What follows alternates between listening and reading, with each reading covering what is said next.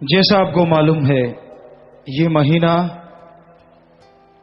नवंबर का महीना सच्चे दाता रहबर मुर्शिद कामिल मालिक दाता जिन्होंने सर्वधर्म संगम चलाया, इंसानियत का भेद समझाया और यह सच्चा सौदा बनाया, उस रहबर उस साईं मस्ताना जी महाराज का ये पवित्र जन्म महीना मनाया जाता है। और ये पवित्र जन्म महीना जिस वजह से बना वो आज का दिन, और आज के दिन में जो आज समय मनाया जा रहा है ये जन्म दिन का भंडारा है।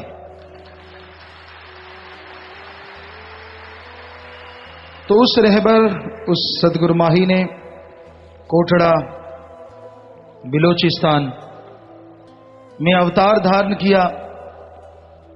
उस रहबर ने लाखों जीवों का उद्धार किया, करोड़ों का किया, कर रहे हैं, करते रहेंगे। तो उनके पवित्र जन्मदिन के भंडारे की पूरी साध संगत को, पूरी कायनात को बहुत बहुत मुबारकबाद, बधाइयां और सबको बहुत बहुत आशीर्वाद उस दाता से, रहबर से, मालिक से, मौला से यही गुजारिश कि हे मेरे मौला, इस संसार के लोगों को सद्बुद्धि दे, नेक अकल दे, ताकि वो तेरी भक्ति इबादत करके, तेरे रहमो करम को हासिल करके इस काल की नगरी में जलते बलते भट्ट में नजारे ले सकें, गुमराहुओं को सद्बुद्धि दे, नेक अकल दे, वो तेरे राह पे चलने लग जाएं। और ऐसा रहमो करम कर कि हर जीव ओम हरि अल्लाह वाहिगुरु मालिक के नाम से जुड़ जाए। जुड़े हुओं का दृढ़ विश्वास कर, ना जुड़ों को अंदर तेरे मिलने की आस कर, और ऐसा रहमो करम कर कि वो नाम से जुड़ के अपना कल्याण करें, आवागमन से मुक्ति हासिल कर जाएं। तो ये आशीर्वाद आप सबको देते हैं जी। बाकी आसपास से, दूर दराज से जो भी साथ संगत बेपरवाह साईं मस्ताना जी महाराज के इस जन्मदिन के भंडारे पे चल के आई है, आ रही है, आप सबका आश्रम में भंडारे में आने का तहे दिल से बहुत बहुत स्वागत करते हैं। जी आयानु शामदीद कहते हैं, मोस्ट वेलकम। तो मुर्शिद कामिल दाता रहबर का ये जन्म माह बड़ी धूमधाम से पूरी दुनिया में साथ संगत मना रही है। और जन्मदिन का भंडारा पूरी दुनिया में रिलीज हो रहा है नेट के द्वारा, नेट के जरिए। तो आपका अगर कोई सवाल है, आप अगर कोई बात पूछना चाहते हैं, अपनी बात लिख दीजिए, यहां से पढ़ के आपकी बात सुनाई जाएगी। और जैसा मालिक ने ख्याल दिया, हम कोई विद्वान नहीं, लेकिन जैसा सदगुरु मौला ख्याल देंगे, नजरिया देंगे, वैसा आपकी सेवा में आपके सवाल का जवाब देंगे। और वो सवाल जो अभी सत्संग होता है, जो ध्यान से सुने, बहुत खुशियां मिलती हैं। तो आप सवाल भेज सकते हैं, 2 लाइनें लिख के भेज दीजिए, नीचे नाम लिख दीजिए, जैसा ख्याल आएगा आपकी सेवा में अर्ज करते जाएंगे। तो भंडारे का भजन है जी, छाई रे बहारें छाई रे, आई रे मौज आई रे, आज आई रे जोत आई रे, मस्तानी अनामी वाली।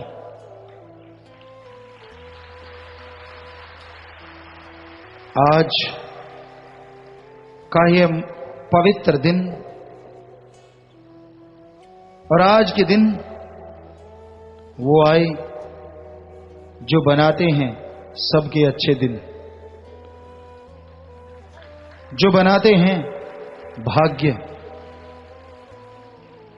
जो सिखाते हैं अभाग्यशाली को भाग्यशाली कैसे बनाया जा सकता है, जिन्होंने सिखाया कैसे अभाग्यशाली का वो काला चिन्ह आपसे हट जाए और आप मालिक के रहमो करम के हकदार बन के भाग्यशाली कहलाएं। ऐसा मुर्शिद कामिल, ऐसा दाता रहबर, जिसने बिल्कुल सीधी सादी सरल भाषा में जीवों को मालिक के नाम से जोड़ा। वो पवित्र खजाना जो दुनिया में अरबों खरबों से खरीदा नहीं जा सकता, सच्चे दाता रहबर ने अनमोल नाम बिन दाम मिले संतों के दरबार में वाली बात कर दिखाई।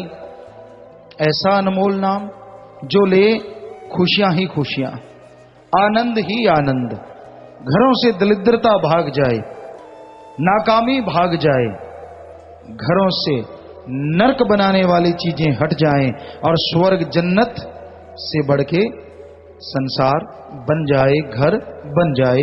ऐसा अनमोल खजाना, ऐसा मेथड जिसको नाम, शब्द, कलमा, मेथड ऑफ मेडिटेशन या गुरु मंत्रा कहा जाता है, सतगुरुदाता ने जीवों को दिया। सुना, माना, अमल जिन्होंने किया वो तमाम खुशियां हासिल कर रहे हैं जो कभी कल्पना भी नहीं की होती, जो कभी सोच में भी नहीं आई होती। दर दर के टुकड़ाओं को यहां सरकार बनाया जाता है। दर दर दूर दूर हुए, हर दर पे गया, पर वो खिताब ना मिला, वो रुतबा ना मिला जिसका हकदार ये मानस है।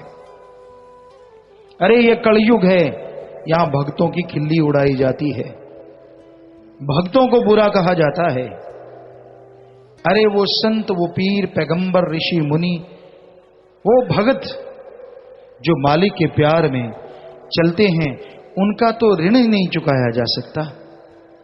कितना भी जोर लगाएं, जिन्होंने पूरे समाज के लिए, समाज का कल्याण कर दिया, समाज के लिए जिंदगी जिए और मालिक का संदेश भेजा, तो साईं मस्ताना जी महाराज का पवित्र जीवन इसी का उदाहरण है। ताउम्र मालिक की चर्चा की, बचपन से ही मालिक के आशिक, खत्री वंश में पैदा हुए और अपने वंश में राम नाम का डंका बजाना शुरू किया, जो कि शुरू से ही था। सदगुरु मौला संतों की सोहबत करते, जगह जगह जाते और हर फकीर से एक ही बात पूछते कि वो नाम खुमारी कौन सी है जो गुरु नानक देव जी ने बोली है, हमें वो खुमारी चाहिए। जगह जगह गए, कुछ संत कहने लगे, भक्त तू चाहे तो हम धरती के ऊपर उड़ना सिखा दें, तू अगर चाहे तो पानी पे चलना सिखा दें। तो मस्ताना जी हंस पड़ते, तब नाम खेमा मल जी था। अरे बरे, हमने इन चीजों से क्या लेना देना है, तो नाम पदार्थ लद्दा भाई, नाम पदार्थ लद्दा, वो नाम दे जिससे धुर की वाणी और वो धुर में रहने वाला मालिक रहबर मिल जाए। है तेरे पास? कहते ना भक्त जी, वो चीज नहीं है हमारे पास। कहते फिर दूसरी रख अपने पास, हमने नहीं लेना। तो सदगुरु मौला एक ही तलाश, एक ही विचार, एक ही ख्याल कि मैंने उस परमपिता परमात्मा को पाना है, उस रहबर कुल मालिक के दर्शन करने हैं जो खंडों ब्रह्मंडों को रोके खड़ा है, जो दोनों जहां का मालिक है, जिसने ब्रह्मा जी, विष्णु जी, महेश जी और देवता देवियों को बनाया, महादेवों को बनाया। वो मालिक जो आदि में था, अंत होने के बाद भी रहेगा। कौन है वो? किधर है वो? कैसा है वो? कैसे मिलेगा वो? सदगुरु मौला ने यही तलाश जारी रखी। भक्ति करते, इबादत करते, ऐसी ऐसी जगह, यहां लेट के अंदर जाते, गुफाएं कंदर, तो अंदर लेट के अंदर जाते, बस लेटने जितनी जगह होती सुरंग में या बैठने जैती, और वहीं लेटे लेटे बैठे बैठे ओम हरि अल्लाह वाहिगुरु मालिक को याद करते रहते कि हे मेरे रहबर, हे मेरे दाता, हे मेरे मौला, तू मिल जा। वैसे तो संत मालिक के भेजे आते हैं, वो उनसे मिले ही होते हैं, पर लोगों को शिक्षा देने के लिए, लोगों को समझाने के लिए कैसे मालिक की तड़प बनानी चाहिए, कैसे मालिक के लिए वैराग्य पैदा करो, कैसे मालिक को मिला जा सकता है, इसके लिए जीवों को समझाने के लिए वो खुद एक उदाहरण बन जाते। तो ऐसा साईं जी ने किया। साईं जी ने बताया, बचपन से ही खेल निराले, तो मौज मस्तानी जब आई, यहां आई, वहां का वातावरण कुछ अलग ही था। बालू रेत के टीले, पहाड़ी इलाका, एक साइड में पहाड़, थोड़े मटमैले लाल से रंग के, सफेद से रंग के मटमैली सी पहाड़ियां, और कहीं टीले तो कहीं पथरीली जगह, एक बिलोचिस्तान का कोना, उसे सतगुरु मौला प्रगट हुए। बंजर सी धरती, उजड़ी सी बगिया ऐसे खिल उठी जैसे बरसात आ गई हो, जैसे माली पैदा हो गया हो, नहीं नहीं, जैसे सारी खलकत को बनाने वाला रहबर आ गया हो। चारों ओर बहारें छा गई। अरे उन बालू रेत में से भी भीनी भीनी सौंधी सौंधी खुशबू उठने लगी। वो तपते जलते पहाड़ हरियाली से ढक गए। वो इतने अच्छे लगने लगे कि उनको देख के खुशी आने लगी। वो पत्थर जो पांव में टकराते किसी को दर्द देते, लोग पत्थरों को चूमने को दिल करने लगा।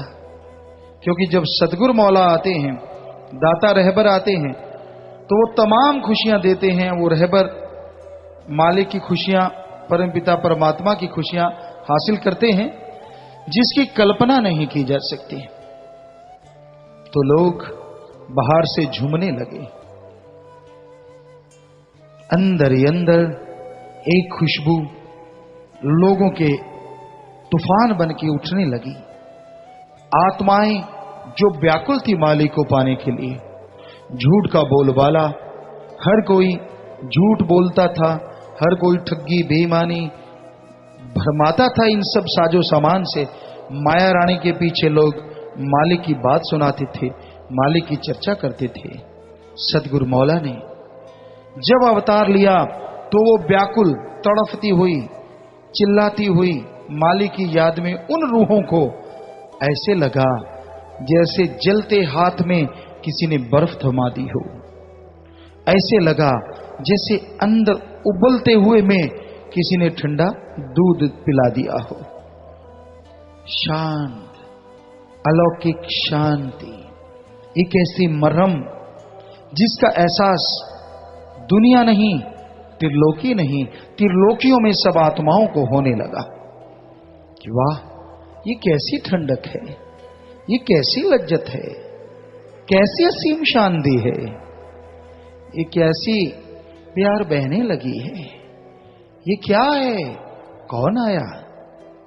देवी देवता नाच उठे कि आया, हो सकता है जाते जाते हमें ले जाए। नाच उठी सब सृष्टि, नाच उठी सारी खलकत, और नाच उठा खलकत का स्वामी। सो मस्ताना जी महाराज का पवित्र आगमन जब हुआ तो वो खुशियां महसूस की उन आत्माओं ने जो उसके लिए बहुत देर से व्याकुल थी। तो इस बारे में लिखा बताया है। धन धन सतगुरु तेरा ही आसरा।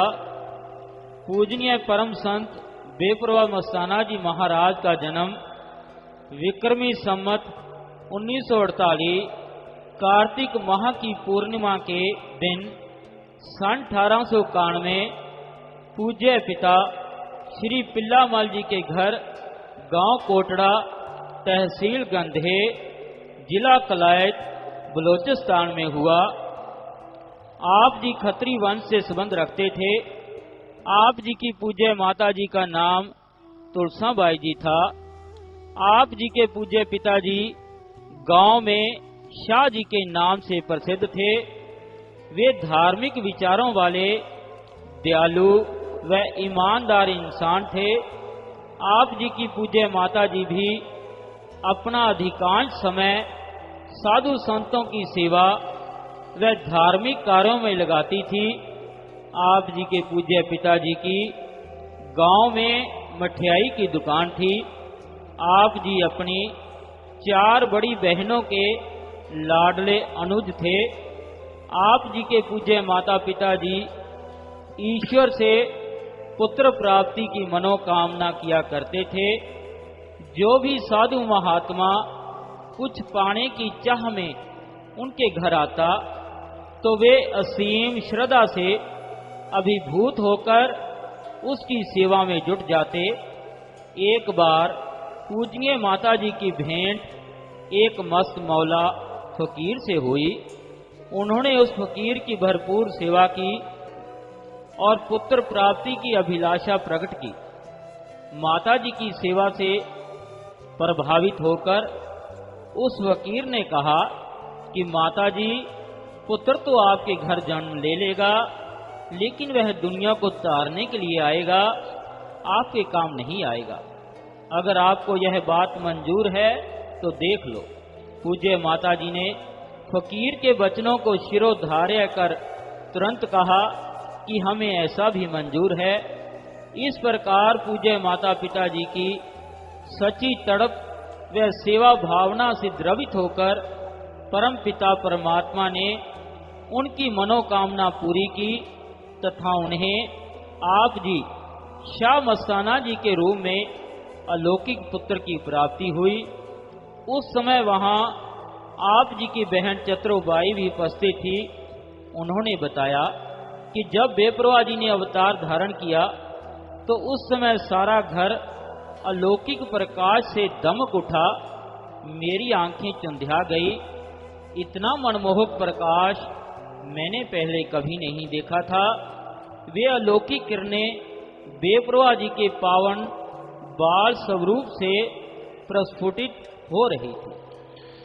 तो आपने सुना, सच्चे दाता रहे बरसाई बेपरवाह मस्ताना जी महाराज जब इस धरा पे आए तो जैसा आपको बताया किस तरह का वातावरण था, कैसे बंजर सी धरती, कैसे बालू रेत और कैसे मटमेले पिंक रंग के पहाड़ से जो खाने को दौड़ते थे। जैसे सतगुरु मौला ने अवतार धारण किया तो चारों तरफ बहारें छा गई, खुशियों की एक लहर उठ गई और उस लहर में 1 नहीं, 2 नहीं, 100 नहीं, 1000 नहीं, लाख नहीं, आज करोड़ों बहते बहते मालिक की तरफ जा रहे हैं। और इस भयानक कलयुग में, इस जलते बलते भट्ट काल की नगरी में वो तमाम खुशियां हासिल कर रहे हैं जिसकी कभी उन्होंने उम्मीद भी नहीं की थी। परम पूजनीय, अति परम पूजनीय माता पिता, वैसे हमारे समाज में औलाद हो, बड़ा घराना हो, हर कोई खुशी मनाता है। वो माँ बाप फूले नहीं समाते। ये बात अलग है कि वो बच्चा बड़ा होके नाम रोशन करेगा या नाम को डुबो देगा, ये तो राम जाने। लेकिन जिनके घर आया ही विधि विधाता हो, जिनके घर आया ही मालिक का नूर हो, उस मां बाप का क्या कहना। सीधी सादी भाषा, बिल्कुल ऐसा लगता ही नहीं था।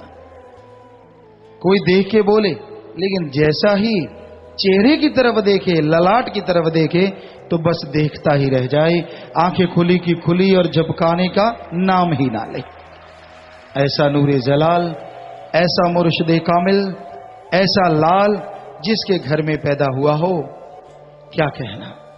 इस बारे में लिखा बताया है। आप जी के शुभ आगमन पर घर में खुशियां छा गई और समस्त आलम इस खुशी के अंबार में झूमने लगा। सारे गांव में मिठाइयां बांटी गई। पूज्य माता जी ने बेपरवाह जी के वजन के बराबर चांदी तोलकर गरीबों में बांटी और छठी वाले दिन आप जी के सिर के बालों के बराबर सोना तोलकर बांटा गया। गरीबों और अकिंचनों को अनाज व वस्त्र आदि दान किए गए। अखिल त्रिलोकी में कुल मालिक की इस पावन व अति उज्जवल ज्योति के अवतरित होने पर जय जयकार का नाद सुनाई देने लगा। चहुं और खुशियों के गीत गुंजायमान होने लगे। देवी देवताओं ने देवलोक से पुष्प वृष्टि की, जिससे समस्त आलम अलौकिक महक से सराबोर हो गया। अखिल प्रकृति ने मुग्ध होकर नूरे जलाल के दर्शन कर कुल मालिक का कोटि कोटि धन्यवाद किया। खेले अंगना में भगवान बाल स्वरूप, जैसे बेपरवाह साईं मस्ताना जी महाराज ने अवतार लिया, तो ये हकीकत उनके बड़ी बहन जी, जिसके बारे में आपने सुना, उन्होंने बताया कि जब साईं जी पैदा हुए तो कमरे में अलौकिक प्रकाश भर गया, आंखें चुंधिया गई। पर देखो माया के खेल, सतगुरु के खेल, मौला के खेल। फिर भी घर में रहते घर वालों को ये मालूम नहीं कि विधि विधाता घर में खेल रहा है। जितने भी पीर पैगंबर गुरु महापुरुष अवतार हुए, ऐसी ही कुछ उनकी माया रही कि घर में किसी को मालूम नहीं पड़ता, और जब मालूम पड़ भी जाए तो भी बहुत कम लोग होते हैं जो पूरा फायदा उठा पाते हैं। क्योंकि यही होता है कि नहीं वही है, वही बात ही कुछ नहीं। जैसे साईं मस्ताना जी महाराज ने परम पिताजी रास्ते से गए तो उनके पद चिन्ह, पांव का निशान, उसको ऐसे गोलाकार अपनी डिंडोरी से निशान लगाया और साथ रहने वाले प्रेमी जनों से कहने लगे, देखो भाई इधर आओ। हाँ साईं जी, देखो इधर, ये रब की पैड़ है, देखा? सारे देखने लगे, ऐसी कौन सी पैड़ है? एक दो सज्जन बोल दिए, साईं जी ये तो हमारे गांव के जेलदार नंबरदार हैं, उनका बेटा है, उनके ये पद चिन्ह है। कहते भाई ये तो पता नहीं है, लेकिन है ये रब की पैड़। पर जिनके घेर अड़ा था अड़ा रहा, नहीं निकला। सो ऐसे ही साईं जी, साईं मस्ताना जी महाराज, श्रावण शाह जी महाराज ने हिमामल से नाम बदला। तब इतने नाम नहीं बदले जाया करते थे। गुरु संत पीर फकीर मौज में आके जो नाम बदलते हैं वो अलग होता है। तो मस्ती में नाचते गाते तो साईं श्रावण शाह जी महाराज ने नाम रखा मस्ताना शाह।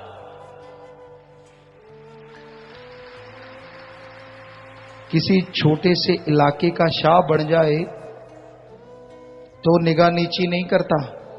जनता किसी को शाह बना दे, बाद में जनता की तरफ पींट करते हैं, मुंह नहीं कोई करता। समझ गए इशारा? कोई कोई माई का लाल अच्छे संस्कारों वाला तो जरूर मुंह करता, वरना तो भाई मतलब जब पड़ती है तभी मौसम बदलता है, वरना पतझड़ रहती है। तो जिसको साईं दाता रहबर ने शाह बना दिया हो, जरा सोचिए, फिर भी समझ ना आए तो क्या किया जाए। श्रावण शाह जी महाराज ने बोला कि वाह भाई ये तो शाह मस्ताना, नाचते गाते झूमते जिधर से जाते सेवा बड़ी करी। लकड़ियों का गट्ठर सिर पे ठुमके लगाते चलते, पांव में घुंघरू बंधे।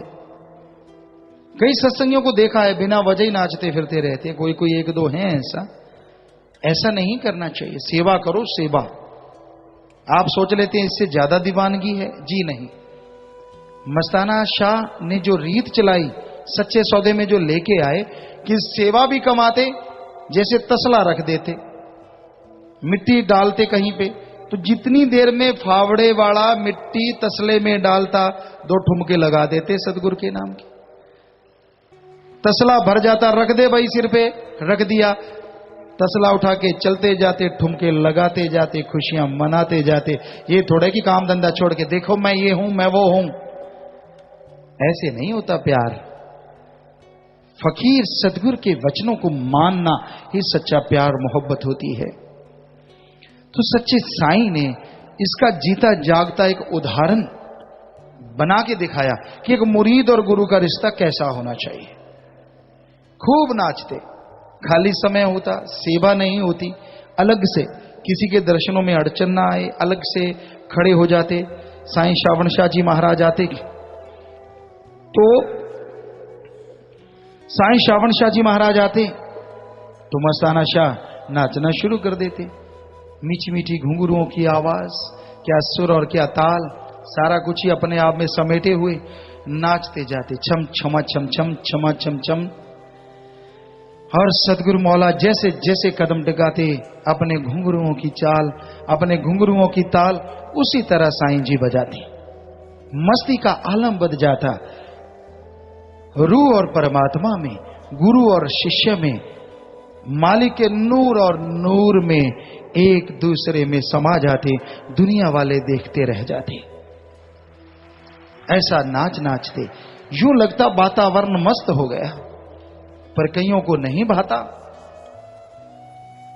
वहां कायदा था कि आराम से लोग बैठते, भजन सिमरण करो भाई, बोलो नहीं भाई। ठीक है, भजन सिमरण के टाइम नहीं बोलना चाहिए, लेकिन जब सतगुरु बोले तो भजन सिमरण बीच में ही आ जाता। खुली आंखें रखो, खुले कान रखो, ताकि वो ज्ञान हासिल कर लो जिसके द्वारा भजन सिमरण बनेगा। तो कईयों को अच्छा नहीं लगता, साईं जी दूर चले जाते, वहां नाचते। ना जी, फूटी आंख नहीं सुहाता। शिकायत कर दी गई कि साईं जी, ये जो जिसका नाम आपने मस्ताना शाह रखा है ना, ये बड़े बड़े घुंघरू बांध लेता है और ठुमके लगाता रहता है, गुन गाता रहता है, बस ये टिक्के सुमरण नहीं करता।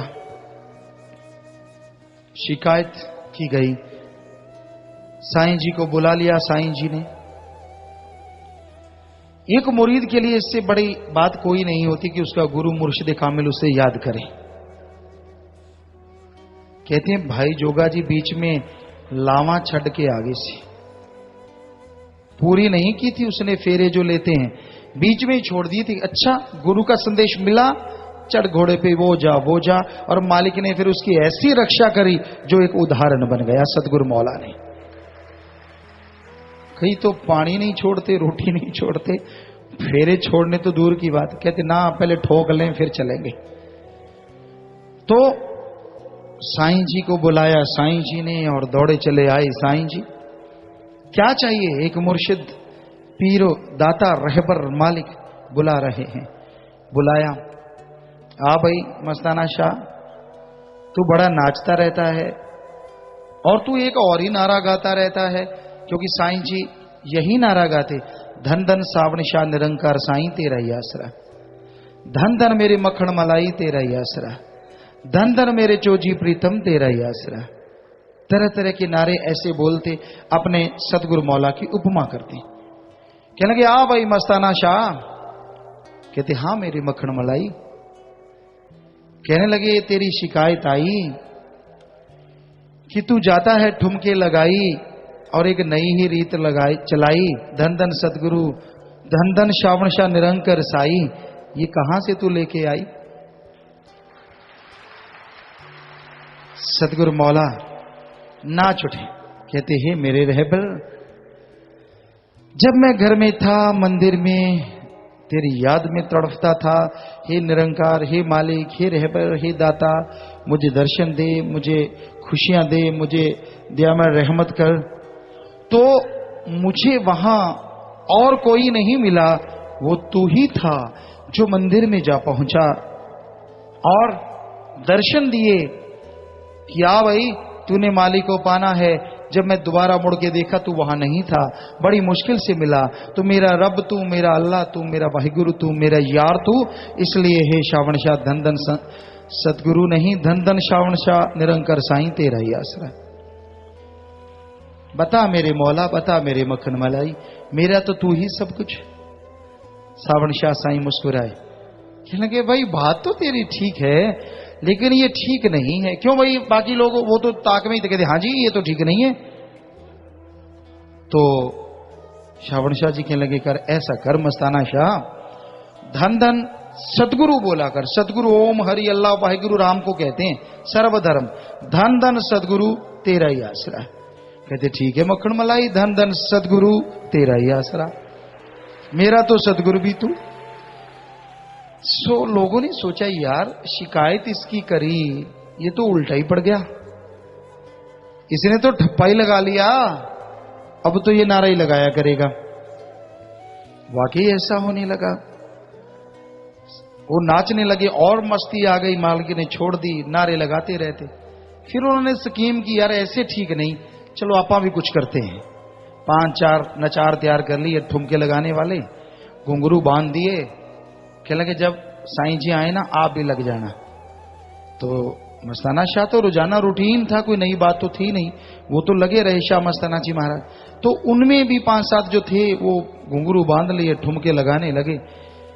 तो श्रावण शाह जी महाराज ने देखा बड़ा शोर मच रहा है, ना कोई ताल है, बेताले हैं, बेसुरे हैं, ये क्या हो रहा है? कहने लगे भाई ये टोला किसका है? तो वही जिन्होंने तैयार किया था साथ ही होते हैं, कई बार कई ऐसे भी होते हैं। कहने लगे साईं जी ये भी सारे मस्ताने हैं, आपके प्यार में मस्त हैं, नाच रहे हैं। श्रावण शाह जी मुस्कुराए, कहते भाई शाह मस्ताना तो एक ही है, बाकी तो सब ढोंगची मामला है। पानी सा उतर गया, खिताब मिल गया, ढोंगी गड़बड़ हो गई। कहते यार चुप ही हो जाओ, इससे आपा क्या लेना है, अपना तो अपने गुरु गुरु किया करो, क्योंकि जब कोई बात ना चले तो फिर राम ना मिले, आदमी फिर मन के कहे साइड में होता है। तो साईं जी ने ऐसे बड़े नजारे लूटे लोगों को दिखाया कि गुरु और शिष्य की क्या मर्यादा होती है। रब्बी नूर धरत पे आ गया, कुल आलम को जो महका रहा, सुनो जी मस्ती की चली पुरवाई है, देवी देव दे रहे बधाई है, सुनो जी। ऐसे रहबर, ऐसे मौला, सीधे सादे कपड़े, नाचना, गट्टर बन छठी का उठा लेना, नरमा कपास की छटियों को उठा के सर पे चल पड़ना, नाचते रहना, झाड़ू लगाना, पानी खाना खिलाना, पानी पिलाना, पानी छिड़कना। तो ये सारे सेवा कार्य सतगुरु जी बड़े दृढ़ता से करते, मुर्शिदे मौला मालिक। हालांकि खत्री वंश से संबंध रखते थे, बहुत बड़ी दुकान के मालिक, गांव के शाह थे, जिसने कभी काम ना किया हो। इतना जबरदस्त सेवा करते कि आम सेवा करने वाला दंग रह जाता, यार ये किस चीज के बने हैं। तो इस बारे में आया कि रब्बी नूर धरत पे आ गए। ख्वाजा मोइनुद्दीन चिश्ती साहब भी मुर्शद के नूरी स्वरूप का जिक्र करते हैं। हे मुर्शद, तेरे चांद जैसे चेहरे को देखकर सूरज शर्म के पानी में गर्क है, और तेरे रुखसार की नूरी रेशमों को देखकर चांद ने अपना मुंह छुपा लिया है।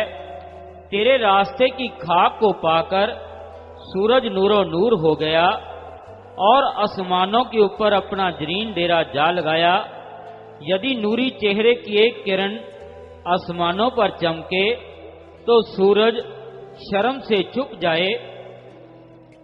मौलवी रूम साहब फरमाते हैं कि पीर के अंदर रब का नूर झलकता है। हम उसकी जाहिरी इंसानी शक्ल को देखते हैं, इसलिए हम ये नहीं जान सकते कि वो अंदर से रब होता है। देखने में वो इंसानी सूरत रखता है, पर वो रब होता है। गुरु का जिस्म इस जमीन पर चलता फिरता है, पर उसकी रूह 7 आसमानों की सैल करती है।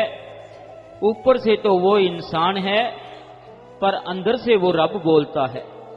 अपनी असलियत में वो रब है, वो सचमुच है, वो जीवों को मालिक से मिलाने की डोरी है। सतगुर शब्द दे धारी है, पर उसको इंसानी चोला धारण करना पड़ता है, ताकि वो इंसानों को समझा बुझा सके। जैसे एक पागल खाना होता है, उसमें मरीज भी जाते हैं और डॉक्टर भी जाते हैं। मरीज इलाज करवाने, डॉक्टर इलाज करने जाते हैं। उसी तरह ये मृत्यु लोक है, यहां आम रूहें जन्मों जन्मों के पाप कर्मों से छुटकारा पाने के लिए मनुष्य के शरीर में इस धरती पे पैदा होती हैं। उनका मकसद आवागमन से अपने आप को आजाद करवाना है। जीते जी गम दुख दर्द चिंता परेशानियों का खात्मा करना होता है। इसी तरह मनुष्य शरीर में ही संत पीर पैगंबर माली का नूर आते हैं। बिल्कुल वैसा ही मलमूत्र का शरीर, खाना पीना पहनना, लेकिन उनका काम आवागमन से मुक्ति अपने आप की करवाना नहीं, बल्कि पूरी मानवता, पूरे इंसानियत को मालिक का नाम देके आवागमन से मुक्ति दिलाना, जीते जी गम दुख दर्द चिंता परेशानियों से आजाद करवाना और सच्चा राह दिखाना होता है। दिखने में कोई फर्क नजर नहीं आता, पर जिसकी आंख बन जाए बड़ा ही फर्क नजर आता है। एक अलग नूर, एक अलग आभा, एक अलग मस्ती आती है, एक अलग शरीर में जरनाहट पैदा होती है, एक झुरझुरी चलती है, एक नशा, एक सुरूर पैदा हो जाता है।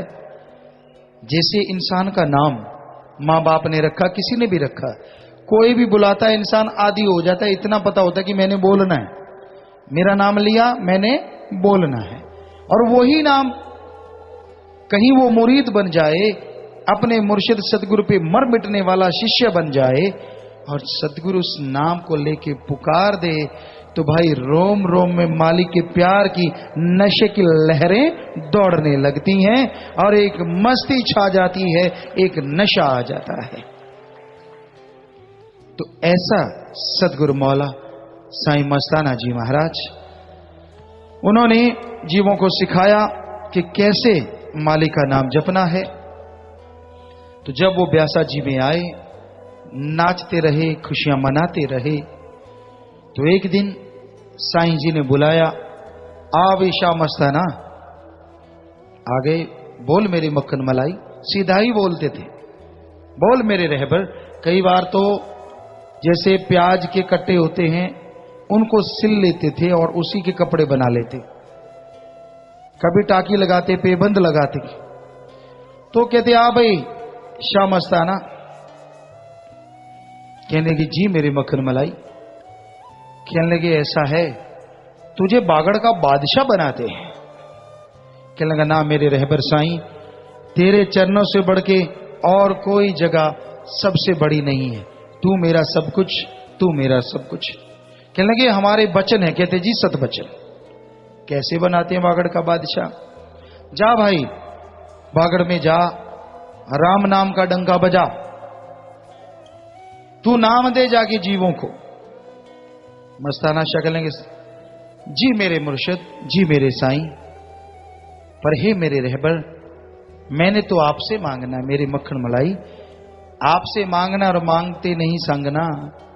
हे मेरे माही, हे मेरे रहबर, ये अनपढ़ बाड़ी है, मैं ज्यादा पढ़ा लिखे नहीं है हम, कैसे बताऊंगा कि अब त्रिकुटी आ गई, अब भंवर गुफा आ गई, सेंसदल कमल आ गया, अब फलां स्टेज आ गई, फलां स्टेज आ गई, कैसे कैसे सिखाऊंगा? तो मेरे रहबर मुझे तो ऐसा नाम बख्श कि मुरीद को बताऊं, वचनों पे रहे, थोड़ा सुमण करे तो एक लत थे ते एक लत सचखंड विच चली जावे, निज धाम पहुंच जाए, ऐसा नाम दे मुझे। कहते जा मस्ताना शाह, तेरा ये मंजूर किया। कहने लगे साईं फिर ये नारा भी मेरा तो यही बख्श दे जो जिससे तेरी याद आए, धन धन सदगुरु तेरा ही आसरा। कहते या तेरा दोनों जहान में ये नारा मंजूर। कहने लगे मक्खन मलाई तुझसे मंगना नहीं संगना, ऐसा कर मेरे, मैं तो गरीब लोग आएंगे, गरीब सुनाएंगे, तो ऐसा कर जिसको नाम दूं वो वचन माने, सिमरण करे, ना उसे अंदर कमी रहे ना बाहर कमी रहे। साईं जी कहते जा मस्ताना शाह, तेरा ये भी मंजूर किया। सो ऐसी दौलत लेके आए साईं, यहां पे सरसा में कुटिया बनाई, यहां रहने लगे। शाह मस्ताना जी धाम जो पहला आश्रम है, तो वहां पे कुटिया बनाई गई। पहले वैसे दूर और जगह रहे, फिर यहां कुटिया बनाई और कुटिया बना के लोगों को बोले कि ऐसा करो भाई, कांटेदार बाड़ कर दो। झाड़ियों की बाड़ आज भी राजस्थान के इलाके में कई लोग करते हैं घरों के आसपास। तो झाड़ी काट लेते, कांटेदार छांग लेते झाड़ियों को, उसमें से पेड़ों को, और वो जो कटाई छटाई की वो टहनियां होती हैं उनको लगा देते हैं चारों तरफ। लगाने लगे, बड़ा जंगलात था, बड़े आक, बड़े पेड़ थे, तरह तरह के छोटे छोटे घास फूस बहुत उगा हुआ था, कांटेदार आक है और तरह तरह के जीव जंतु थे। तो साईं जी बोले भाई करो करो, खुशियां ही खुशियां, झोलियां भर लो भाई, यहां संगत ही संगत होंगी। लोग काटने लगे, कभी बिच्छू निकले तो कभी सांप। एक आया, ए बाबा कहां तूने डेरा बनाया, यहां तो कोबरे निकलते हैं। कहते निकलेंगे भाई, उनकी धरती। कहते भाई मानने तो डर लगा है बाबा। कहते डरना नहीं पुटर, निकलेंगे, आप इनको कुछ ना कहना, ये आपको कुछ नहीं कहेंगे। और उनके वचन तब से लेके आज तक कोबरे निकलते हैं आश्रम में। लेकिन सतब्रह्मचारी उन्हें पकड़ लेते हैं, 20 लीटर पानी की जैसे बोतल होती उसमें डाल लेते हैं और जंगलात में छोड़ आते हैं। वो मस्ती से बैठे रहते हैं अंदर कि ठीक है भाई मैं आ गया इधर, तू मुझे ले जा बाहर, छोड़ा। कहता कोई किस नहीं, ना वो उसको कुछ कहता है ना वो उसको कुछ कहता है। छेड़ेंगे तो गड़बड़ है, वचन थे कि ना आप छेड़ना ना वो आपको कुछ कहेंगे। तो ऐसा ही यहां होता रहता है। तो सतगुरु मौला ने वो आश्रम बनाया, धीरे धीरे मकान बना लेते ढा देते, बना लेते ढा लेते, बना देते ढा देते। आज भी क्यों किंतु परंतु वाले बहुत हैं। कईयों ने पहले सवाल किया, गुरुजी जाम क्यों चलाया? भाई तेरे से पूछा नहीं, पूछ लेते शायद ना चलाते। सतगुरु मौला ने वचन फरमाया, अंदर से जाम चलाया, और आगे भी जो कहेंगे वो चलाएंगे, वो ही चलाएंगे। हम कौन होते हैं? हम तो आपके सेवादार, चौकीदार, जूतों में बैठने को तैयार। पर मेरा मौला साईं दाता रहे पर जो कहेगा वो करवाएगा। सो आज कई अकल चतर वाले बैठे हैं, ऐसा क्यों किया, वैसा क्यों किया, ये क्यों, वो क्यों, फला क्यों। तब भी साईं जी के पास ऐसे आते, कहते बाबा तेरे को समझ नहीं है। कहते अच्छा बरी बता क्या समझ नहीं। कहते रोज ढा लेता है, रोज बना लेता है, कितना खर्चा, कितने लोग दुखी होते हैं, खाना बनाना पड़ता है, कितना फजूल खर्ची हो रही है। कहते बड़ी बात तो सच बोला, पर एक बात बोल, क्या हम किसी से मांगने जाते हैं? कहते नहीं जाते। बड़ी तेरे से कुछ लिया? नहीं लिया। तूने कुछ चढ़ाया? नहीं चढ़ाया। तूने मकान बनाया? नहीं बनाया। तूने ढाया? नहीं ढाया। तो फिर तेरी मां का पेट क्यों दर्द करता है? सतगुरु मौला ने हुक्म फरमाया, हमने बनाया। उसने हुक्म फरमाया ढा दे, तो हमने ढाया। तेरे दर्द कहां से आया?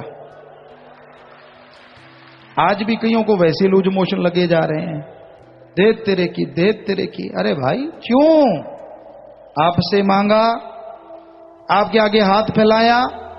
नहीं ना। तो साईं जी कहते ये ढाते बनाते हैं, पता नहीं कितने पहाड़ जैसे कर्म इनके सतगुरु इनके उठाए जाते हैं, और इसी में इनके भाग्य बनाए जाते हैं। आज हमें मालूम नहीं साईं जी के वो चिताए आए हैं कि नहीं आए। जरा सी मिट्टी भी अगर किसी को बख्श दी तो आज करोड़ों अरबोंपति बना बैठा है। जरा सी ईंट का टुकड़ा भी बख्श दिया तो संगे मरमर लगे महल बने बैठे हैं। सतगुरु दाता ने कैसे कैसे जीवों के कर्म बना डाले, कैसे कैसे रहमो कर्म कर डाला, ये तो वही जानता है मतवाला, जिसने अपने सतगुरु को अपने आप को सौंप डाला। दूसरे का तो निकल जाता है दिवाला। सोच सोच के ही माटी खराब करते रहते, ये नहीं मुझे पसंद, वो नहीं मुझे पसंद। ये राम की कहानी है, जैसे राम चलाएंगे उसने वैसे ही चलानी है। जिसको पसंद आ गई ये कुनैन है, जन्मों जन्मों की बीमारी इसने बगानी है। जो ना माने भाई उसके लिए पानी है, और जो मान जाए तो दोनों जहान की वाणी है। ये तो अपनी अपनी सोच, अपनी अपनी ख्याल, अपनी अपनी बात। तो साईं जी सच्चा सौदा बनाते, किसी को समझ ही ना आता, बड़े खेल निराले। एक बार घंटाघर बनाया, सेवादारों को बुलाया, गेट बनाया, आओ भाई आओ बरी आओ बरी, इधर आना। सेवादार आए, हाँ साईं जी बोलो, कैसा लग रहा है भाई? ठीक ठीक है साईं जी। अच्छा ठीक ठीक, गिराओ बरी, गिरा दिया।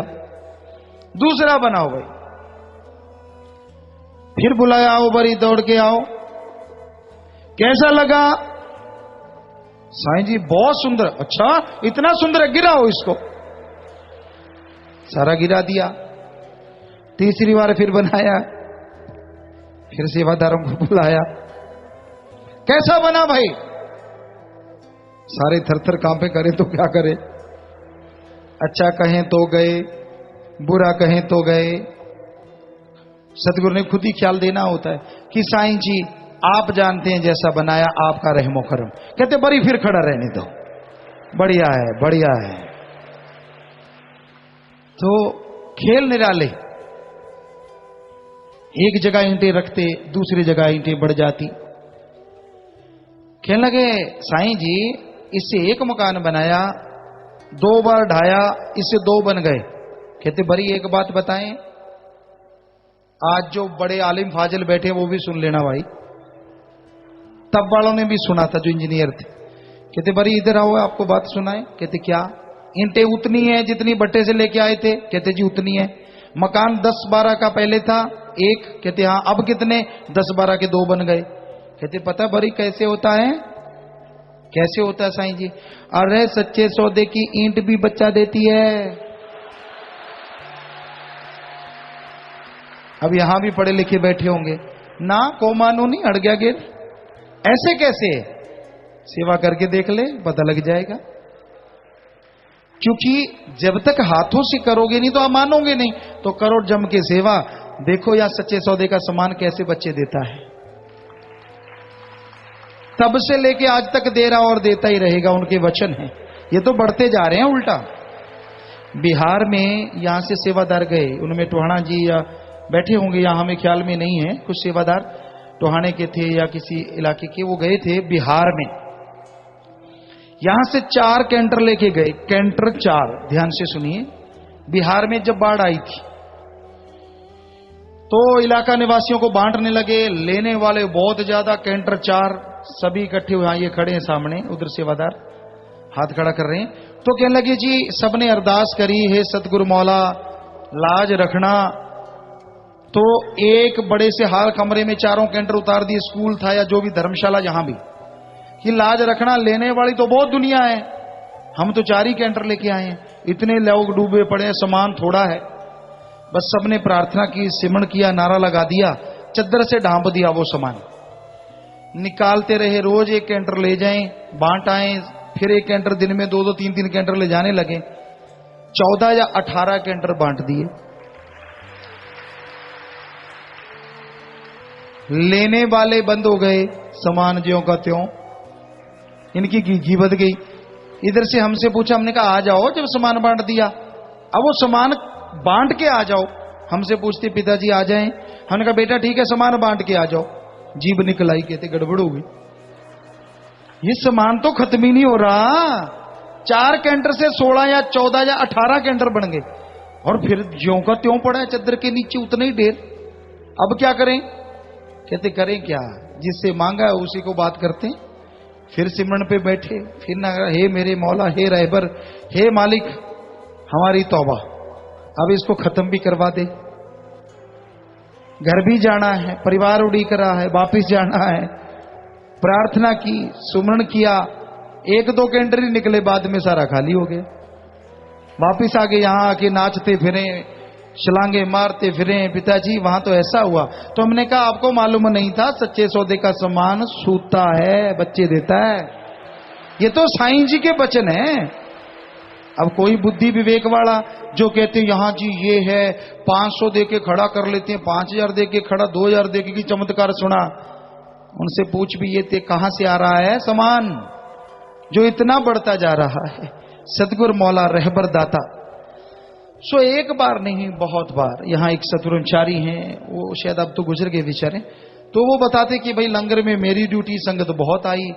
सतगुरु जी कहते भाई ऐसे कपड़ा ढांप लेना और संगत को खिलाते रहना। कितना राशन है? 10 आदमियों का, आगे 500 आदमी। कहता मैंने कहा अब मरेंगे, 10 आदमियों का खाना आए 500 है। पर सतगुरु ने वचन के ढांप लिया, नारा लगा के शुरू कर दिया, 500 के 500 खा के लंगर उतने का उतना। और साथ संगत शायद पिछले से पिछला भंडारा या पिछले भंडारे की बात है, हमें ख्याल में नहीं, या लांगरियों ने बताया था कि संगत ज्यादा आ गई, लंगर कम बना। हमने भी फिर वही तरीका बनाया कि मालिक लाज रख। कहते अगले दिन कहते पिताजी अब लंगर खत्म करवाओ, उतने का उतना ही पड़ा, हलवा उतने का। तो ये मौला मेरे रहबर, मेरे साईं, मेरे सतगुरु मौला वाहिगुरु अल्लाह राम, जिन्होंने ये किए दुनिया में सबसे अजीमो शान काम, सो उनको अरबों बार नमन, अरबों बार नमस्कार, अरबों बार नमन। सो ऐसे मुर्शिद कामिल, ऐसे सतगुरु दाता का ये दरबार। मस्ताना शाह फरमाते, एक लाएंगा 10 पाएंगा, पर बीच का मरोड़ा कौन खाएंगा।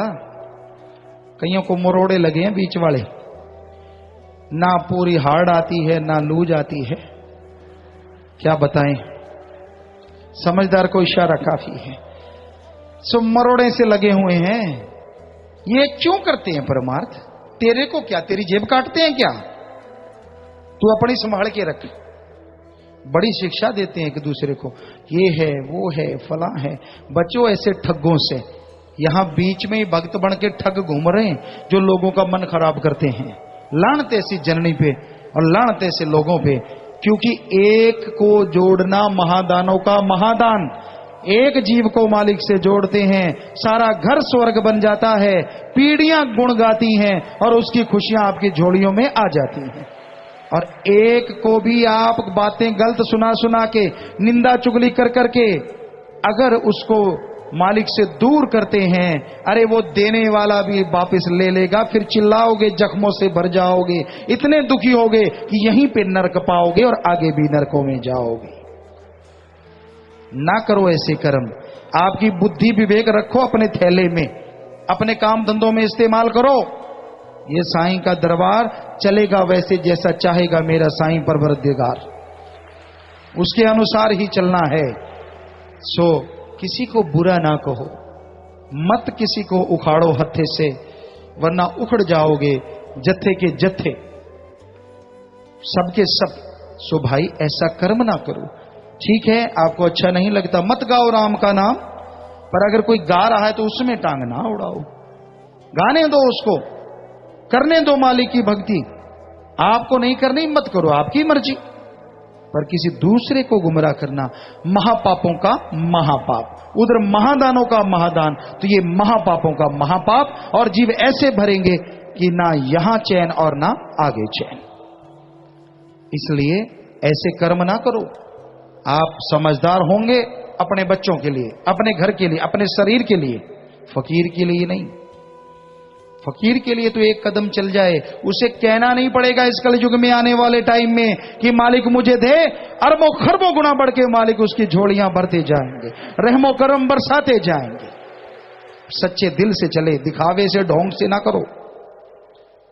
कहने की जरूरत नहीं पड़ेगी, ये सतगुरु बुलवाता है, हमें तो कुछ भी नहीं आता है। सो भाई आगे आया, व्याकुल रूहों लिए चल के आए हैं, अनामी की चाबी लाए हैं, काल जेल खाने से कराए मुक्त हैं, बताएं सीधी सीधी सी युक्त हैं दाता जी। इस बारे में लिखा बताया है। जब रूहें मालिक की तलाश में व्याकुल होती हैं और अपने निज घर जाने के लिए विलखती हैं, और हमारी आंखें उसको देखने के लिए तरसती हैं और भूखी होती हैं, उनकी तीव्र इच्छा पूरी करने के लिए सतगुरु अवतार धारण करता है। उनको बंधनों से छुड़ाने के लिए बंदी छोड़ बनकर आ जाता है और ऐसी रूहों को उनके अधिकार के अनुसार उपदेश देकर मालिक से जोड़ देता है। गुरु इस दुनिया में जो 84 का कैद खाना है आता है और इससे छुड़ाकर हमें अपने निज घर पहुंचा देता है। गुरु का परोपकार सबसे अधिक है। वो जन परोपकारी आते हैं, उनका मंतव्य केवल ये है कि जीवों को जिया दान देकर और 84 के काल चक्कर में से निकालकर मालिक से मिला दें। जिस किसी को संत अपनी शरण में ले लें, उस पर धुर्त की मोहर छाप लगा देते हैं। उसको काल और उसके लेखों से बचा लेते हैं। तो सतगुरु मौला दाता रहबर आए, आवागमन से जीवों को मुक्ति दिलाई, गम चिंता दुख दर्द परेशानियों से निजात दिलाई, आजादी दिलाई और सीधी सादी बात बताई। राम राम जपना और किसी को कुछ कहना नहीं। नाम जपते रहो, नाम जपोगे खुशियां हासिल करोगे, नाम जपोगे रहमो करम को पा जाओगे। सीधा सादा नाम का तरीका बताया, कोई आड़ा तिरछा नहीं, कोई उल्टा सीधा नहीं। छोटे से छोटा बच्चा भी उस नाम का जाप कर सकता है। करो नाम का जाप, भरो खजाने अपने आप। कोई ताला नहीं, कोई लॉक नहीं, चाबी दे दी जो अंदर के गैबी खजानों को खोल दे, निर्भय निर्भय बना दे, निर्भय निर्भय से जोड़ के। ऐसा राह दिखा दिया कि ये निर्भय निर्वैर से मिलाएगा और तू भी निर्भय निर्वैर हो जाएगा। इसलिए जो मालिक से प्यार करते हैं उनका कोई बैरी बेगाना नहीं होता। उन्हें लोग गालियां देते हैं। गुरु नानक देव जी का एक दोहा ख्याल में आया। श्री गुरु नानक देव जी महाराज ने फरमाया, कोई आखे पूतना, कोई कहे बेताला। गुरु जी चलते पानी पे चलने लग जाते, आग को आम बना देते, कौड़े जैसे राक्षसों की गिरफ्त में आए अपने भक्त को छुड़ाने के लिए खौलते हुए तेल के कड़ाव को बर्फ जैसा बना देते। तो लोग कहने लगे कि भाई ये क्या चीज है, ये आदमी तो नहीं है। कोई आखे पूतना, कोई कहे बेताला, कोई आखे आदमी नानक बेचारा। कोई कहता है यार आदमी है छोड़, जैसे हम है वैसा ये है। और पर गुरु जी क्या कह रहे हैं? गुरु नानक देव जी कहने लगे, भाई हम तो बेचारा, मालिक से प्यार करने वाला हूं, मेरे में कोई मान बढ़ाई नहीं, कोई अहंकार नहीं, मैं तो सबका भक्त हूं, सबका सेवादार हूं। पर कोई आखे पूतना, कोई कहे बेताला, और कोई ये भी कहता है कि ये तो है मेरा मालिक, मेरा रहबर साईं। बस जैसा जिसने कह डाला वैसा ही मालिक ने लौटा के उसकी झोली में डाला, और वो हो गया उसके प्यार मोहब्बत में मतवाला, और होके वो मतवाला बुराई का निकाल दिया दिवाला, हो गया मतवाला। सो जो जैसी भावना रखता है, सिर्फ गुरु नानक देव जी की बात नहीं, राम झरोखे बैठ के सबका मुजरा ले। और महापुरुषों ने फरमाया है, राम झरोखे बैठ के सबका मुजरा ले, जैसी जिसकी भावना तैसा ही फल दे। राम झरोखे में बैठा है। पहले बड़े बड़े किले होते, उनमें झरोखों में रानियां बैठी होती, वो सारा राजपाट देखती लेकिन खुद नहीं दिखती, उनको सारा महल दिखता। कि ऐसे है वो राम, सबको देख रहा है लेकिन वो दिख नहीं रहा किसी को। वो अपने झरोखा कहते हैं आंख को, अपनी आंखों से भी देख रहा है, सबको देख रहा है, सबका मुजरा ले। जैसा कोई कर्म करता है उसके पास सीधा फीड होता रहता है। जैसे आप उंगली मारते हैं फीड हो जाता है कंप्यूटर में, फाइल बना लेते हैं, ऐसे आप सबकी फाइल अलग से बनी हुई है बाकायदा। जो जो कर रहे हो ना डायरेक्ट फीड हो रहा है, लाइव, सीधा लाइव चैनल है। उसकी रिकॉर्डिंग भी गजब की रिकॉर्डिंग है। उस रिकॉर्डिंग में भी जब आप मर के जाओगे तो दिखा देगा ये तू कर रहा है, तू कहेगा मैं तो नहीं, तो उसी में से आपको निकाल लेंगे बाहर, ये देख तू ही है। बिल्कुल बात लाइव ही रिकॉर्डिंग है, उसकी अलग हटके, जो आज शायद सपना तो साइंस चाहे ले ले पर बना नहीं सकती वैसा।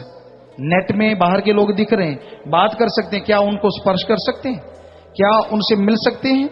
जी नहीं, ऐसा संभव नहीं है। और वो एहसास नहीं कर सकते जो जिंदा जीव आपस में एहसास करते हैं। वहां उसका लाइव ऐसी वीडियो बनाई है उसने, वो निकाल लेगा हाथ पकड़ के और बिल्कुल बिल्कुल ऐसे लगेगा जैसे अब बैठे बातें कर रहे हैं, और तेरे सामने तू खुद कहेगा मैंने ये कर्म किया है, फिर कैसे मुकरेगा? सो भाई, सबका मुजरा ले, जैसे जिसकी भावना, जैसे कर्म करते हो, जैसी श्रद्धा, जैसी भावना, वैसा ही फल दे, वैसे ही खुशियां मिलती हैं, वैसे ही नजारे मिलते हैं। तो आपके सवालात आए हैं, पढ़ के सुनाइए भाई जल्दी से, और ध्यान से सुनते जाइएगा। जिनके सवाल नहीं है, हो सकता है ये सवाल आपका भी हो, सो ध्यान से सुनिएगा, जो उसको जवाब वो आपका भी जवाब। जी बोलिए। धन धन सतगुरु तेरा ही आसरा सोहनलाल इंसान कैथल से मनुष्य जो इस जन्म में कर्म करता है, क्या उसका फल इसी जन्म में मिलता है जी? अगर नाम ले रखा है तो इसी जन्म में भुगतान सारा करना पड़ेगा, वरना जन्मों जन्मों तक भुगतान होता रहता है। इन्होंने नाम नहीं लिखा। पूज्य पिताजी, जब कबीर जी की बेटी की शादी हुई थी तब भगवान खुद प्रकट हुए थे, अगर सच है तो कृपया विस्तार से बताएं। भाई कबीर जी तो खुद भगवान स्वरूप नजारे दिखा देते थे, इससे बड़ा क्या बताएं।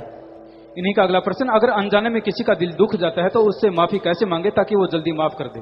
जो आपने गलती की है उसको बताएं कि मेरे से ये बोला गया, आप मुझे माफ कर दीजिए, आइंदा से मैं ऐसा नहीं करूंगा। कायदा है, हमारी संस्कृति है, पर ईगो में आदमी झुकते नहीं, ये हकीकत है।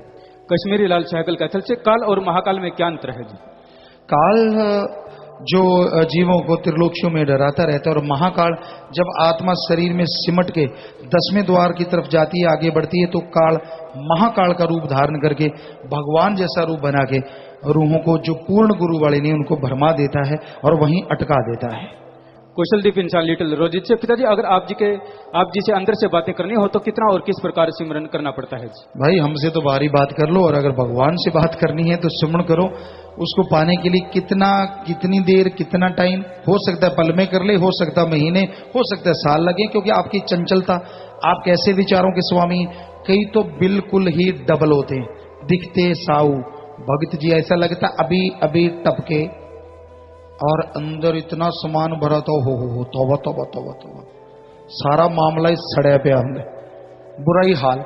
तो उसको कहां से 10वां द्वार पलक में खुल जाएगा? तो ये तो भावना है, जैसी श्रद्धा। टाइम पाबंदी नहीं होती, सुमरण करना जरूरी है।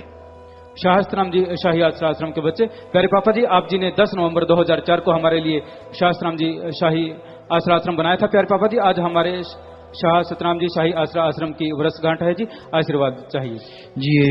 ये वो बच्चे हैं जिनके माँ बाप नहीं रहे, छोटे छोटे बच्चे आए, आज तो दाढ़ी मूंछ पूरे बड़े हो गए हैं और अच्छे पढ़ रहे हैं। तो आपको मुबारक बेटा, आपका आशियाना मालिक खुशियां बख्शे, तो मालिक रहमो करम से नवाजे, और पढ़ लिख के अच्छे नेक इंसान बनना, समाज को सुधारना। आशीर्वाद।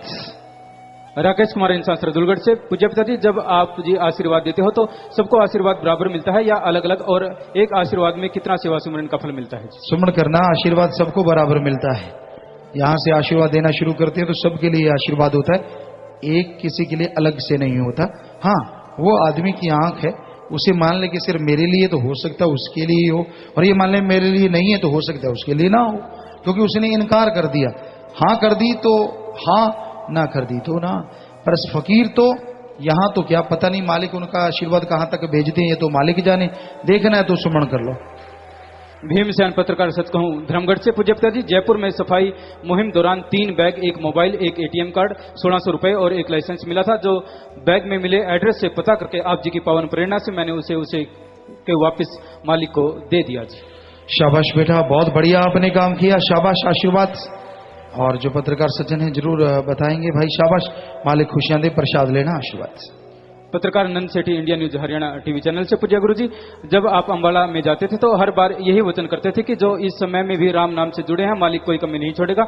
उस समय मैं बहुत ज्यादा कर्जदार था, लगभग 10 लाख रुपए का कर्जा था, लेकिन मैंने आप जी पर विश्वास रखा और सेवा की। आज का समय है कि आप जी की रहमत से वारे न्यारे हैं, मालो माल है जी।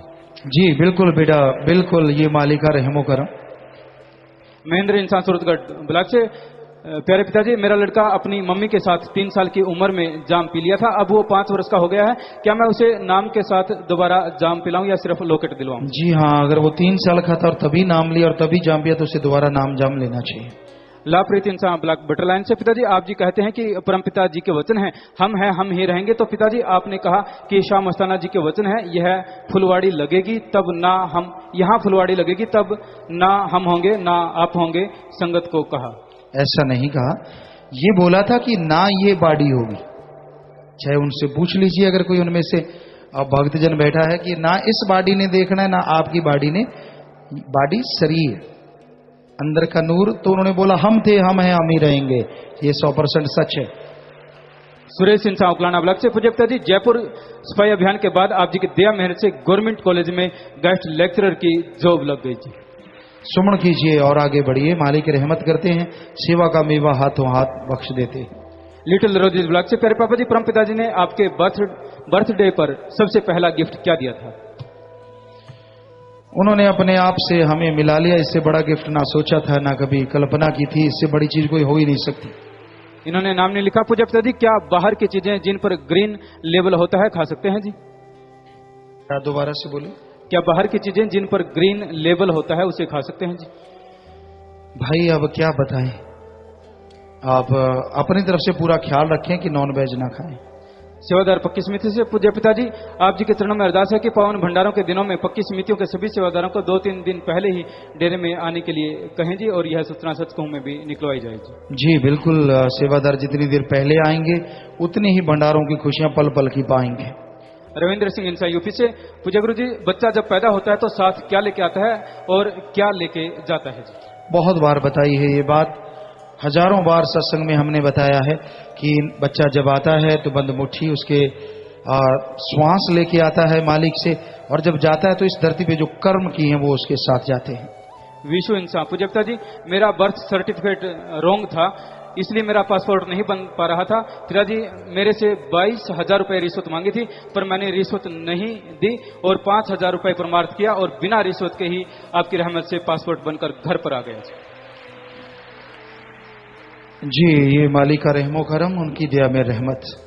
अनिल इंसान कल्याण नगर से। पूज्य पिताजी, आप जी कहते हैं कि रावण बुराई का प्रतीक था, लेकिन बहुत सी जगह उसकी पूजा होती है, ऐसा क्यों है? क्या जी? रावण बुराई का प्रतीक था लेकिन बहुत सी जगह उसकी पूजा होती है। तो दशहरे के दिन क्या राम की पूजा होती है? आप बहुत जगह कहते हैं, कौन सी जगह जहां रावण की पूजा नहीं होती? आज तो रावण बन बन घूम रहे हैं। अरे जुआ खेलना दशहरे वाले दिन, शराब पीना है और सट्टेबाजी करना, ये राम जी के काम है? आप कहते हैं कई जगह, यहां तो जगह जगह हमें तो रावण नजर आते हैं। कलयुग है ये, कलयुग।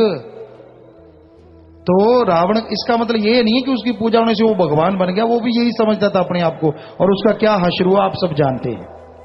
रोहित इंसान बठिंडा से। प्यारे पिताजी, जब से आपने रिश्वत न देने का प्रण दिलवाया है, जिंदगी में बाहर आ गई।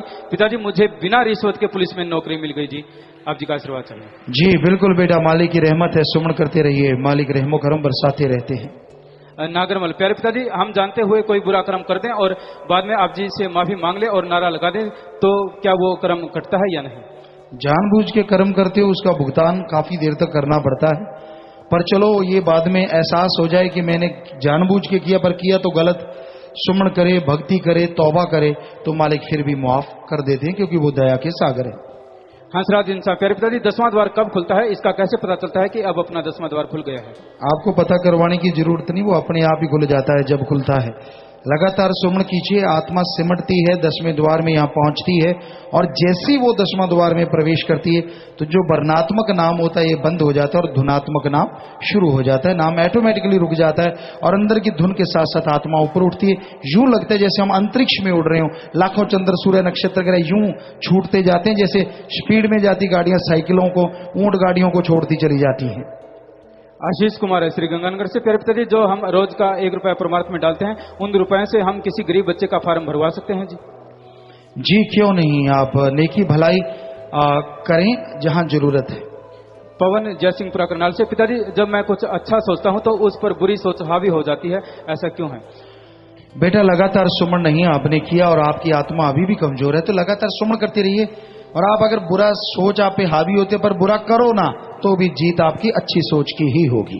सोचें तो चलती रहती हैं, पर बुरा ना करो, अच्छी सोच के हमायती बन जाओ, यकीनन आप मन पे जीतते रहेंगे। परमजीत इंसान भंगीदास तलवंडी साहब से। पूज्य पिताजी, 4/10/2011 को रात को मैंने एक समय में तीनों पातशाहियों के दर्शन किए। सपने में देखते देखते ही तीनों बाड़ियां गोल आकार में घूमने लगी। पहले शास्त्राम जी की बाड़ी आप जी में समा गई, फिर शाह मस्ताना जी महाराज जी की बाड़ी आप जी में समा गई, आप जी के का रूप बन गई जी।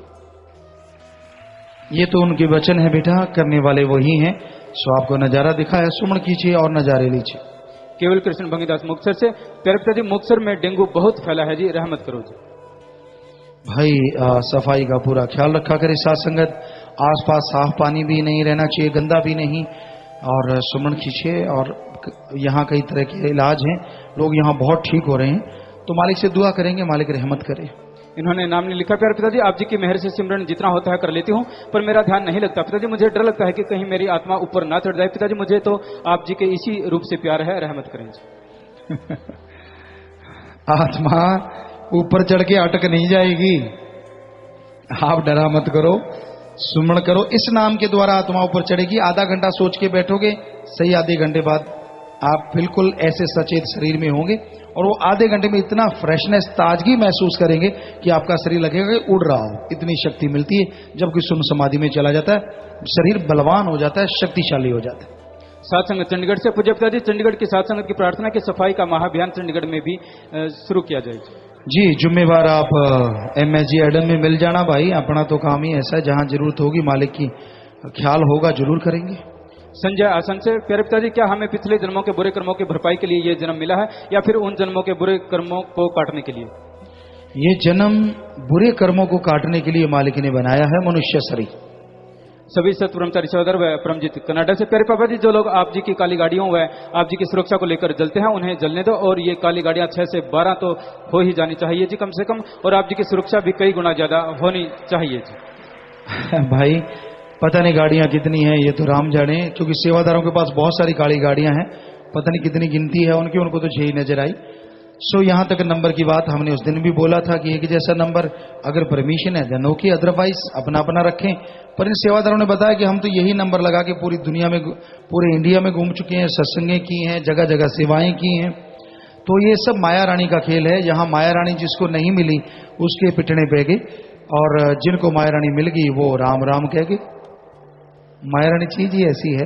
सो हम ना तो भाई कोई अहंकार करते हैं, ना कोई ऐसी चीज, हम तो भाई दीनता नम्रता के पक्षधर हैं, लेकिन जो नंबर है वो लगाए जाते हैं।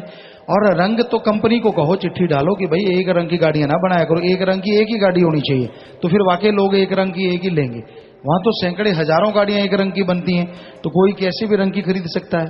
यही नहीं, वहां तो ये कहते लोग कि भाई आपने ये तरपाल क्यों ऊपर डाली, वाह वाह ऊपर तरपाल डाल दी। अरे तेरे घर से सोने चांदी का छतर उठा ले क्या, कपड़े की तरपाल है वो डाल दी, तो उसमें क्या चक्कर है। सो पता नहीं क्या क्या लोग कहते रहते, जैसी बुद्धि। लेकिन इन जिम्मेवारों को बताया, हमें पता ही नहीं था, उन्होंने बताया कि ये इस तरह का कुछ है, तो सवाल पूछा जयपुर में, तब पता चला। सो कहने का मतलब कि हमने इन जिम्मेवारों को बोला कि आप ये कोई परमिशन है, किसी ने कहा है तब ऐसे ठीक है, नहीं तो जैसे कानून कहता है वैसे ठीक है, सही तरीके से चला करें। तो ऐसा कुछ नहीं है, सब सेवादार सेवा कर रहे हैं और कोई किसी के कहने से हटता नहीं है। जसपाल सिंह इंसा दारेवाड़ा सिरसा से। पूज्य पिताजी, मेरे दोनों हाथ नहीं है, मेरी आयु 30 वर्ष है, मैंने भक्ति योद्धा वाला प्रसाद ले रखा है, क्या इसमें मेरी शादी हो सकती है जी? जी क्यों नहीं बेटा, और जिम्मेवार नोट कर लें, जल्दी से उनसे संपर्क करके बात करें। सुनील इंसा फिरोजपुर जिला कैथल से। पिताजी, मेरा भाई व उसकी घरवाली की शादी 4 साल पहले हुई थी, जो लाइलाज एड्स से पीड़ित थी। भाई का 7 महीने पहले स्वर्गवास हो गया था और तुरंत ही मैंने उससे शादी कर ली। मैंने पहले ही नाम व जाम पी रखा था, मैंने उसे भी नाम व जाम पिलाया, जिसका जाम पीते ही एड्स का रोग खत्म हो गया, रिपोर्ट नॉर्मल आई है जी। हाँ, वो नौजवान खड़ा है सामने जिसने ये एड्स का रोग चला गया, तो बेटा आप आगे आए, क्योंकि ये यहाँ के जो डॉक्टर हैं बड़े बड़े, या कोई आप आगे आ जाएं बेटा हो सके तो। और यहाँ आके इनको जो पत्रकार सज्जन हैं या कैमरे वाले सज्जन कहते होते हैं, गुरुजी ऐसे लोगों को हमसे मिलाएं, तो आप मिलने प्रसाद भी लेना। ये मालिक का रहमो कर्म हुआ है कि एड्स जैसी भयानक बीमारी कट गई। एक नौजवान और खड़ा हुआ है कि मेरा भी कुछ ऐसा हुआ है, तो आप बता सकते हैं, साइड में आ जाएं, उस साइड में सामने रास्ते में से होते हुए जी। तो ये देखिए, आपको बोला था सर्व रोग का औखुद नाम कल्याण रूप मंगल गुणगाम, सभी रोगों की मुकम्मल दवा है राम का नाम। कोई सच्चे दिल से गाए सच्चे दिल से, और ऊपर से जाम सोने पे सुहागा, कहते नाम जाम लेते पीते ही रोग कट गया। एड्स जो अभी तक शायद लाइलाज ही चल रहा है कि ये खत्म नहीं होता, ये मानना है डॉक्टरों का। तो ये कैसे जड़ से खत्म हो जाता है, आप जिम्मेवार भाई उनसे मिल लीजिए, उनको एक साइड में ले जाके पूछ लीजिए जो पूछना चाहते हैं। जी। सत्यनारायण इंसान मोगा से, मन अगर बुराई का प्रतीक है तो मन सत्संग में लेकर क्यों आता है? मन नहीं लेके आता, ये तो 100 पिटने पाता है सत्संग में आते। ये काम है वो काम है, चल यार जा ही बढ़ दें, ऐसे लगता है जैसे एहसान कर रहा हो दूसरे पे। जा ही बढ़ दें, तेरे को मतलब है, तेरे को खुशियां मिलेंगी, जा ही बढ़ दे, क्या हुआ। सो मन तो कभी सत्संग पे आने नहीं देता, कहीं बिल्कुल खाली, काम धंधा होता ही नहीं। सत्संग के समय मजलिस के समय ही लगता है कि ओ बड़े काम धंधे हैं, गप मारने और सारी सारी रात गप, दे तेरे की ले तेरे की, दे तेरे की ले तेरे की। बच्चे फिल्मों में डूब जाते हैं, ऐसा था वैसा था, फलां था धिंकड़ था। कई बार तो ऐसे लगता है जैसे उसके घर में चाय पी के आए हों। बड़ी अजीबोगरीब, बता क्या मिला, अपना टाइम बर्बाद, और उसको शायद थोड़ी बहुत खुशी जिसका नाम गाए जा रहे हो। तो ये मन जालिम नहीं आने देता सत्संग में या मजलिसों में, ये तो सतगुरु की कृपा लेके आती है। मन बिगी बिल्ली बन जाता है मालिक के प्यारों के सामने, तो आके सत्संग में बैठता है इंसान और मालिक की कृपा होती है। पवन कुमार इंसान श्री गंगानगर से, पूज्य पिता जी, जब किसी मनुष्य का कोई कत्ल कर देता है तो क्या वो जीव आत्मा यहाँ भटकती रहती है जी? भाई मालिक का नाम लेने वाले कभी भटकते नहीं और बिना नाम के कोई भटकने से हटते नहीं। सुफीर इंसान 19 जट से, पिताजी अर्ज है कि पवित्र सिरसा नगरी में ट्रांसपोर्ट व्हीकल एक्ट बनवाना चाहिए। रात के टाइम मनमर्जी किराया वसूला जाता है, 1, 2 या 3 सवारी के लिए तो आने जाने से मना कर देते हैं। किराया निर्धारित हो, यातायात अधिकारी का हर व्हीकल के पीछे नंबर हो, साथ संगत व आम आदमी की परेशानी ताकि दूर हो जाए। जी, ये आप नोट करें जिम्मेवार, और रात को भी कुछ साधन दोनों तरफ लगाए जाएं, साथ संगत को आने जाने में परेशानी ना हो, और जो पैसा कम ज्यादा लेते हैं उनके नंबर नोट हो और उनको बताया जाए जैसा भी कोई सिस्टम है। इन्होंने नाम नहीं लिखा। आज के सांझा दैनिक अखबार में आप जी पर शादी तोड़वाने व जमीन प्रॉपर्टी हथियाने के आरोप लगे हैं, इसकी सच्चाई क्या है जी? क्या जी? आप जी पर शादी तोड़वाने व जमीन प्रॉपर्टी हथियाने के आरोप लगे हैं किसी सांझा दैनिक। ना हम किसी की शादी तोड़वाते हैं और ना किसी की प्रॉपर्टी हथियाते हैं। सतगुरु ने इतनी दे रखी है जद्दी जायदाद, कहने वाले कुछ भी बोले, आप जाके बीकानेर रियासत में पता कर लें, महाराज गंगा सिंह का पूरा गांव हमारे बुजुर्गों के नाम था, पूरे का पूरा गांव, और लाला के अपने भाइयों में बांटा है। तो हमने किसी की प्रॉपर्टी से क्या दाल लेनी है? 2 नंबर का कोई काम धंधा करते हैं, उनसे पूछ के देखिए वो कितने बार सरकारी नौकरियां करते करते सस्पेंड हुए और कितने बार मालिक ने रहमत करके फिर से बहाल किए। आप इसका रिकॉर्ड कभी देखेंगे तो आपको पता चल जाएगा। तो हमारा किसी से कोई लेना देना नहीं है, हम तो हर किसी को जोड़ते हैं अल्लाह राम मालिक वाहिगुरु गौड़ खुदा रब से। पर इंसान अगर आपस में तकरार करे, किसी को सताए तड़पाए, तो हम सबके लिए दुआ करते हैं कि मालिक सबका साथ दे। सुभाष इंसान भांद्रा डकला से, प्यारे पिताजी, आपके स्वरूप व नूरी स्वरूप में क्या अंतर है जी? सुमन कीजिए भाई, हम तो आपके सामने बैठे हैं, नूरी स्वरूप मालिका आपके अंदर प्रकट होगा, आप देख लीजिए। मदन लाल ब्लॉक लड्डा से, प्यारे पिताजी, मैंने अपनी दुकान से बीड़ियां और जर्दा बंद कर दिया है, मुझे मुनाफा कई गुना ज्यादा बढ़कर हो रहा है जी बिल्कुल, कोई शक नहीं, मालिक कई गुना बढ़ के ही खुशियां बख्शते हैं। नाम नहीं लिखा। प्यारे पिताजी, सारी शासन अर्ज करती है कि आप अपने आपको दासों का दास ना कहा करें जी, क्योंकि परम पिताजी ने आपको संत की उपाधि दी है जी। तो सतगुरु ने तो यही बोला है कि हम हैं और हम ही रहेंगे, पर फकीरों के अपने असूल होते हैं। सतगुरु जैसा उनसे बुलवाता है, आपको बोला है जैसी में आवा खसम की बाणी तैसड़ा करी ज्ञान भी लालो। हम तो अपनी तरफ से कुछ बोलते नहीं, वही बुलवाता है जो उसकी मर्जी। नाम नहीं लिखा। प्यारे पिताजी, टावर के पास शेड का बचा हुआ काफी लोहा पड़ा है, वो उठाया जाए ताकि वहां पर संगत बैठ सके। कहाँ? शेड, टावर के पास शेड का बचा हुआ लोहा पड़ा है। शेड टावर के पास? टावर के पास शेड का बचा हुआ लोहा पड़ा है। इधर टावर है जो लाइटों का बाहर? जी जी, तो ये जिम्मेवार भाई, खास करके जिम्मेवारी कल को उठाएंगे, ठीक है, संगत नहीं। तो ये जो जिम्मेवार जितने भी हैं, आप कल मिलके लोहे को उठाना, क्योंकि आपको दिख रहा है भंडारा है तो वहां से उसको साफ कर देना था, आपने, आपका फर्ज था। तो कल ले लीजिए वहां से रेडियां, ट्रैक्टर तो अंदर लाना नहीं, और उसको उठाना जरूर जी। और पूज्य पिताजी, आज का सत्संग जी जागरण टीवी पर भी लाइव प्रसारित हो रहा है जी। अच्छी बात है, मालिक खुशियां बख्शे उन सबको। और बाकी प्यारी साथ संगत जी हो, इन जिम्मेवारों को बहुत दिनों से हाथ जोड़ रहे हैं, जो कई दिनों से यहाँ आए होंगे। हम कह रहे हैं इनको, भाई ये काम कर लो, वो कर लो, सफाई रखो हर जगह, कई दिनों से। जब यूपी से सत्संग करके आए कि भंडारा आने वाला है, बिल्कुल साफ कोई चीज नहीं रहनी चाहिए। इसलिए इनको बोला है, क्योंकि दूसरों से करवाना आसान होता है, जब खुद करेंगे ना तो आगे से कभी यहाँ बद सफाई नहीं फैलेगी कि यार मुझे उठाना पड़ रहा है, पैंट फट गई, टाई अटक गई, सो कई चीजें हो जाती हैं। तो एक बार करके देखे नजारा, फिर आगे से याद आएगा सारे का सारा। जी, और कोई बात नहीं जी। दिनेश कुमार इंसा, विजय इंसा परमेश्वर, राजू विकास इंसा बिलासपुर, शास्त्राम जी सर्व कल्याण आश्रम गतौरी बिलासपुर छत्तीसगढ़ से। पिताजी, छत्तीसगढ़ बिलासपुर क्षेत्र के लोग मूर्ति पूजा, मठ पूजा जैसे कर्म पाखंडों में फंसे हुए हैं जी। आप सत्संग लगाकर इन्हें सच का ज्ञान कराएं, हम आप जी को लेने के लिए आए हैं जी। जी बेटा, आप MSJ एडम में लिखा दीजिए और समय के अनुसार जब मालिक ने चाहा सत्संग करेंगे जी। और BSF शिलोंग मेघालय से अर्ज करते हैं कि पश्चिम बंगाल, आसाम, मेघालय, मणिपुर, नागालैंड, त्रिपुरा में सत्संग करें। पंजाब, मध्य प्रदेश की सत्संग भी सत्संगों के लिए अर्ज करते हैं। जब मालिक ने चाहा जरूर सत्संग करेंगे। प्यारे पिताजी, मैं आपका बेटा दिनेश सिंह बेंगलोर आश्रम से बोल रहा हूं। मैंने आप जी की अच्छी सेहत की कामना करते हुए 11 दिन का उपवास रखा और एक दिन भी भूख का एहसास नहीं हुआ जी। सब मालिक का रहमो करम है। वैसे एक दिन ही काफी है, 7 दिन में अगर आप उपवास सही तरीके से रखते हैं और उस उपवास का जो भोजन है किसी दीन दुखियों के मुंह में डालते हैं और आपके शरीर के लिए, सुमन के लिए वो उपवास बहुत मायने रखता है और मालिक खुशियां देते हैं। रविंद्र इंसा, राजवीर कौर इंसा, वीरपिंद्र कौर ब्रिस्बेन ऑस्ट्रेलिया से। समेजा कोठी ब्लॉक श्री गंगानगर से 2 बस 7 संगत के और 15 नाम वाले नए लोग लेकर आए हैं, सत्संग पंडाल में बैठे हैं जी। जी बेटा, मालिक बहुत खुशियां बख्शे, आशीर्वाद प्रसाद लीजिए। सौरभ इंसा पर्थ ऑस्ट्रेलिया से लाइव मैसेज। प्यारे पिताजी, हर महीने के आखिरी सत्संग की CD इंग्लिश सब टाइटल के साथ आनी चाहिए जी, ताकि यहाँ के लोगों को सत्संग दिखाया जा सके और उन्हें भी राम नाम से जोड़ा जाए जी। सब टाइटल इंग्लिश की सत्संग की CD जो है भाई वो रिलीज हो चुकी है, आप ले सकते हैं। हरप्रीत इंसान, नागपुर महाराष्ट्र से लाइव मैसेज। प्यारे पिताजी, जब एक मुरीद अपने मुर्शिद से बहुत प्यार करता है, सुमरन भी करता है, परंतु जब वो कोई भी अच्छा काम करता है तो मन उसको तरह तरह के ख्याल देता है, ऐसे में मन को रोकने के लिए क्या करना चाहिए? सुमन ही एक तरीका है। सेवा के साथ साथ थोड़ा थोड़ा सुमन करते रहो तो मन जरूर रुक जाएगा।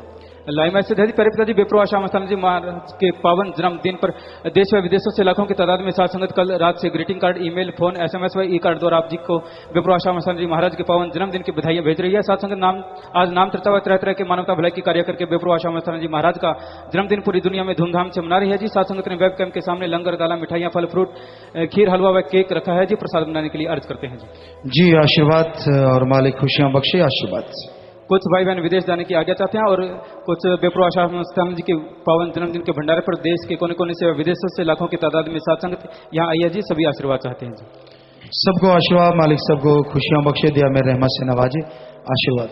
आखिरी पर्ची है जी। पूज्य पिता जी, शाह मस्ताना जी महाराज की चिताई रूहें दोनों साइडों में कैबिनों में बैठी हुई हैं जी, हाजिरी लगवाना चाहते हैं जी। जी, सबको आशीर्वाद, सबको आशीर्वाद बेटा, मालिक खुशियां दे। आप तब से जुड़े हैं और लगातार जुड़े हुए हैं तो आप के लिए एक निशानी भी रखिए, बाद में आपको जरूर देंगे जी। तो आप सबका बहुत स्वागत, मालिक खुशियां दे। तब प्रसाद भी देंगे और आपके लिए निशानियां भी रखी हैं, देंगे आपको जी। तो आप लाए खड़े हैं क्या निशानी? जी, बाद में जी, यह बाद में आप आगे आना, अभी नहीं जी। हो गया तो फिर सत्संग की तरफ आते हैं जी। और ये एक पर्ची आई है, यहाँ सज्जन हमने जुम्मेवार जो अपने जमीनों के यहाँ काम धंधा करते हैं तो वो बीकानेर गए थे। कहते गुरुजी, बीकानेर स्टेट लाइब्रेरी में मौजूदा रिकॉर्ड के मुताबिक 1000 एकड़ आप जी के पूर्वजों के नाम गांव बसाया गया था। तो 1000 एकड़ वो जमीन थी जो कहते ये था, वो था, फला था। घर से जिनको लात मार के निकाल दिया गया हो, साइकिल की सवारी हो, वो दूसरों को कहते हैं कि नंग हैं। चलो अपने क्या लेना है, हम तो सतगुरु के ही नंग मलंग हैं और उसने इतना बख्शा है, लेने वाला लेते जा रहा है, फिर भी एक पाई ना होती कम है। हम तो सतगुरु के नंग मलंग हैं, अपने मौला रहबर के, अपने दाता के। बाकी हम किसी को बुरा नहीं कहते, जैसे वो खुद इंसान होता है वैसा बोलता है। सो ये एक उन्होंने रिकॉर्ड लाए हैं वहां से निकाल के, तो ये रिकॉर्ड में ये दर्ज है जो आपको बताया जी। तो भजन में आया, मांसाहार व नशों से बचाया, हमें लाखों रोगों से करवाया छुटकारा, तूने पिया जी सर्वधर्म का संगम बनाया, तूने ऊंच नीच का भेद मिटाया, तूने पिया जी। यहां सासंगत बैठी है, कौन किस धर्म को मानता है, कौन ऊंची जात कौन छोटी जात, कोई लेना देना नहीं। एक ही रूप में सब लोग जानते हैं, मालिक के प्यारे हैं, सब प्रेमी जी हैं, सबके सब मालिक से प्यार करने वाले हैं। आओ भाई, मालिक आपको खुशियां दे। नारा लगाते हैं, मालिक तेरा भला करे। और यही सतगुरु मुर्शिद कामिल दाता ने सबको सिखाया, मांस छोड़ दो, मांस खाना गुनाह है, मांस खाना राक्षसी खाना, शैतानी खाना है। जो मांस खाते हैं छोड़ देना चाहिए। बहुत सारी बीमारियां साइंस मान चुकी है, विज्ञान मान चुकी है, हम शाकाहारी हैं। हमारे नाखून, जबड़ा, दांत, आंतड़ियां, पाचन क्रिया सब शाकाहारी जीवों जैसा है। शरीर की बनावट साइंस ये भी मान चुकी है, आदि मानव भी शाकाहारी होते थे। सो मांसाहार छोड़िए। धर्मों में भी लिखा है, मांस मछुरिया खात है सुरापान के हेत, ते नर जड़ से जाएंगे जो मोरी का खेत। बकरी पाती खात है ताकि काडी खाल, जो बकरी को खात है ताका कौन हवाल। और मांस खाते खाते लोग आज कई देशों में इंसान अपने बच्चों को खा रहे हैं। 4-5 महीने का भ्रूण निकलवाते हैं, अचार बनाते हैं, सब्जी बनाते हैं, उन बच्चों को, आदमी के बच्चों को खा रहे हैं। इससे बड़ा राक्षसीपन और क्या हो सकता है। तो भाई ये बुराइयां छोड़िए।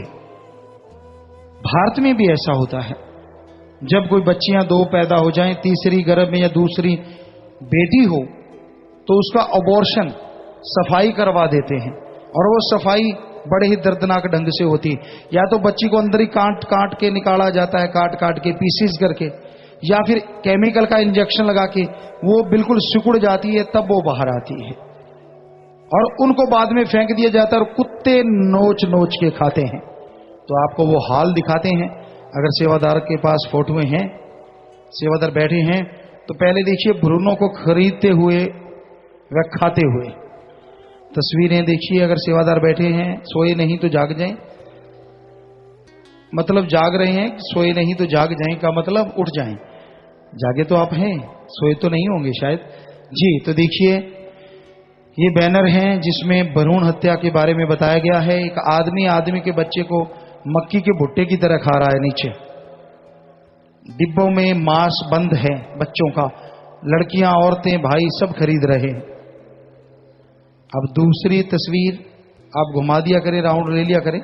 दूसरी तस्वीर है जी, भ्रूणों को पैकेट में पैक करते हुए लोग, छोटे छोटे बच्चों की लाशें हैं, उनके केमिकल के इंजेक्शन लगाते हैं ताकि वो 6 महीने खराब ना हो, डिब्बे में पड़ा पड़ा। तो ये देखिए उनकी पैकिंग है, लहू लुहान शरीर, छोटे छोटे बच्चे हैं। ये भ्रूण हत्या का हाल देखिए। विदेशों में जो मांस खाते हैं उनके लिए मांस पैक किया जा रहा है, आप देख सकते हैं। पूरा 360 में घूम जाया करें भाई जी। तो अगली तस्वीर, मानव भ्रूण का सूप। आदमी के बच्चे को उबाला जाता है, जैसे टमाटर सब्जियों का सूप, ऐसे बच्चे का सूप बनाते हैं। आप देख सकते हैं एक प्याली में दिखाया गया बच्चे की खोपड़ी, बड़ा सा प्याला, छोटी सी खोपड़ी, उबाल के उसका जूस पिलाते। कहते बड़ा ताकतवर था, जो कि बकवास। लेकिन ये देखिए कितना बड़ा महापाप।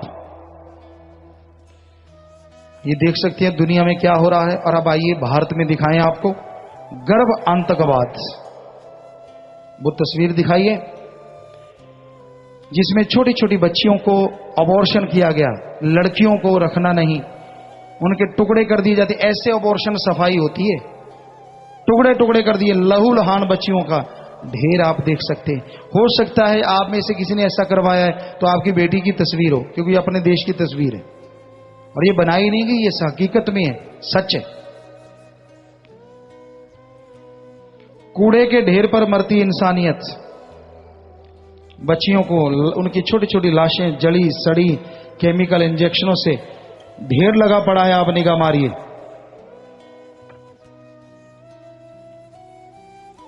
कूड़े के ढेर पर मरती इंसानियत, ये है इंसानियत। कैसे मां है, कैसे बाप, जिन्होंने अपनी बेटी को निकाल के यूं फेंक दिया, लानत।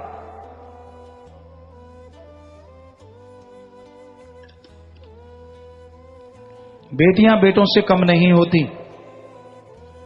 अगर अच्छी परवरिश की जाए और संस्कार दिए जाएं। जी ये देखिए बुरा हाल। और फिर है अलीगढ़ में मिले दर्जनों भ्रूण। कूड़े करकट के ढेरों में अलीगढ़ साइड में भ्रूण पड़े हुए हैं। किसी चीज में ये दिखाएगा, देखिए आप कितनी लड़कियों के वहां भ्रूण हैं, छोटी छोटी बच्चियां कूड़े के ढेरों पर लमलेट बेचारी खत्म हो चुकी हैं। अगली तस्वीर और भी भयावह है। इन भ्रूणों को खाते हुए आदमी और कुत्ते, शायद इकट्ठी तस्वीर बनाई है इन्होंने, कैसे आदमी खाता और कुत्ता कैसे खाता है। आप देख सकते, ये हकीकत है, बनाई नहीं गई। ये देख सकते हैं आप, कुत्ते खा रहे हैं आपकी उस बेटी को जिसको आपने सफाई करवा दी। देख लीजिए क्या हाल है। क्या बेटी को जीने का हक नहीं? अगर हक ना होता तो आप ना होते। ये जो लड़के बैठे हैं, जवान छोटे बुजुर्ग, आप भी किसी लड़की के गर्भ से पैदा हुए हैं जो मां कहलाई और महान कहलाई। कैसे मार देते हैं आप उस मां रूपी बेटी को, चाहे वो आपके घर में बेटी बन के आई। देखिए, तो ये आपने तस्वीरें देखी। लानत वो मां बाप जो ऐसा कर्म करते हैं, और लानत वो डॉक्टर जो ऐसे कर्म में उनके सहयोगी बनते हैं। बेहद मार पड़ेगी उन पे कर्मों की, क्योंकि गौ हत्या महापाप मानते हैं और फिर कन्या हत्या तो महापाप का भी बाप है। सो प्यारी साथ संगत जियो, आपने पर्ण किया होगा, फिर से एक बार आपको दोहराते हैं कि आप हाथ खड़ा करके पर्ण कीजिए कि कभी भ्रूण हत्या नहीं करेंगे और ना करवाएंगे। मालिक से आपके लिए दुआ करते कि हे मालिक, तेरे जन्म मां के इस भंडारे में, जन्मदिन के भंडारे में देखिए कितने हाथ हैं, लाखों, सिर्फ हाथ ही हाथ नजर आ रहे हैं चारों तरफ। तो ये पर्ण कर रहे हैं कि हम ना ये बुरा कर्म करेंगे, ना करने देंगे। तो मालिक इनके घरों में खुशियों से खुशहाली ला देना, बचनों पे ये रहे इन्हें माला माल बना देना। सबको आशीर्वाद आशीर्वाद, बस बचनों पे चलना इनको जरूर सिखा देना। मेरे मौला बचनों पे चलना जरूर सिखा देना। हाथ नीचे कर लीजिए। तो अब आपको दिखाते हैं कि अगर आपकी बेटियां ज्यादा हैं, वो बेटी आप हमें दे दीजिए। हमारे पास पहले 21 बेटियां आ चुकी हैं। सबसे छोटे वाली शायद 4 से 6 महीने की है, उससे बड़े वाली 8 से 9 महीने की 2 बेटियां हैं, और सबसे बड़े वाली शायद 16-17 साल की है। तो यहां शाही बसेरा, शाही बेटियां बसेरा, सारी साध संगत उन्हें अपनी बहन बेटियां मानती है। उनके लिए एसी रूम है, कॉन्वेंट स्कूलों में, इंटरनेशनल स्कूलों में उनकी पढ़ाई होती है। और आपकी जानकारी के लिए बताएं, उन बच्चियों ने नेशनल लेवल पे गोल्ड मेडल हासिल किया है। यानी समाज के मुंह पे एक चपेड़ मारा है कि देखिए आप हमें मार देते, पर हम भी पूरे देश में अपने आप में नंबर 1 हैं।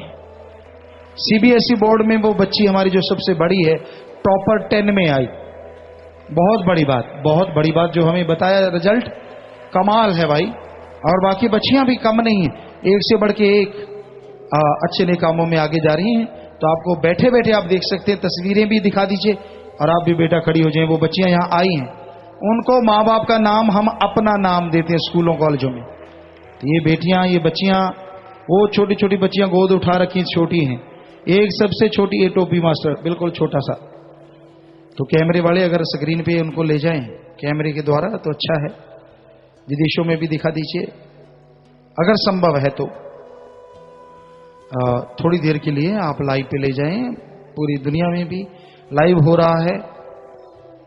कैमरा जाम हो गया क्या? नहीं, ऊपर से है शायद, है जी। तो ये आप कुछ पता नहीं चल रहा ऊपर वाले कैमरे से, तो अगर नीचे वाला अगर आपका कोई है तो उससे दिखाएं तो ज्यादा अच्छा है जी।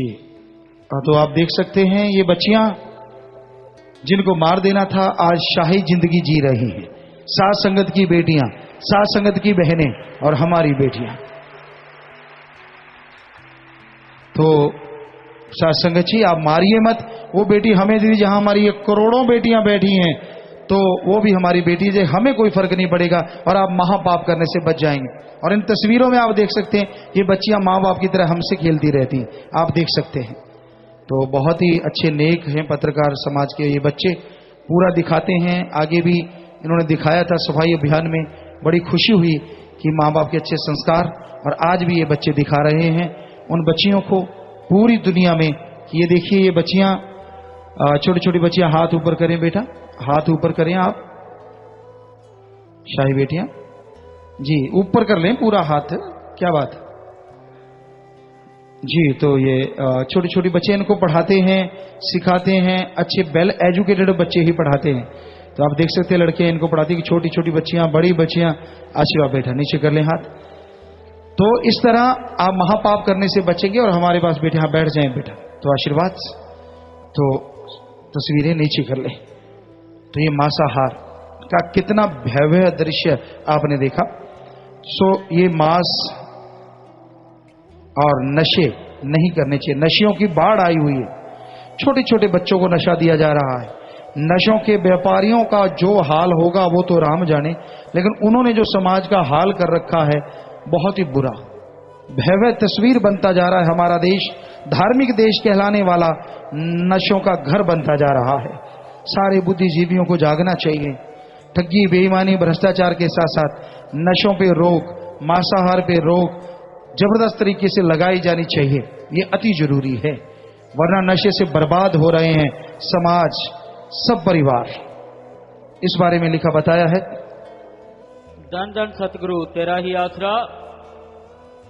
भांग तमाकू शूतरा, अफियों और शराब,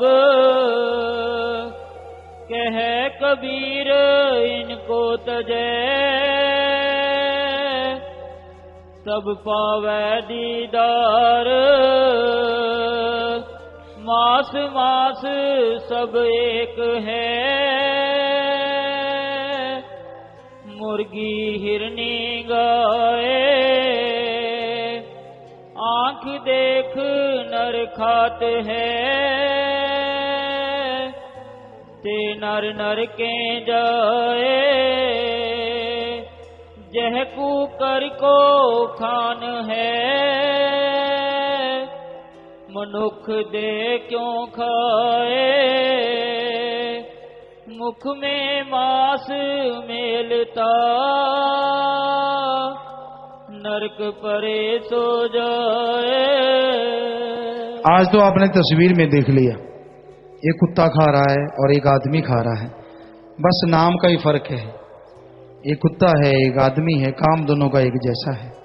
हमने आपको आगे एक बार बात बताई थी कि गुरुसर मोड़िया में हम एक साइड नहर है जहां सत्संग हुई, आप भी नहर की तरफ गए होंगे। वहां पंजाबियों में कहते हैं हड्डा रोड़ी, वहां हड्डा रोड़ी थी, यानी पशु मर जाते हैं, मुर्दार पशुओं को ले जाया जाता है, चमड़ा उतारा जाता है, वहां पशुओं का मांस कूकर खाते हैं, जो गुरुओं ने, पीर पैगंबरों ने अभी वाणी में लिखा, सेवादार ने पढ़ के सुनाया।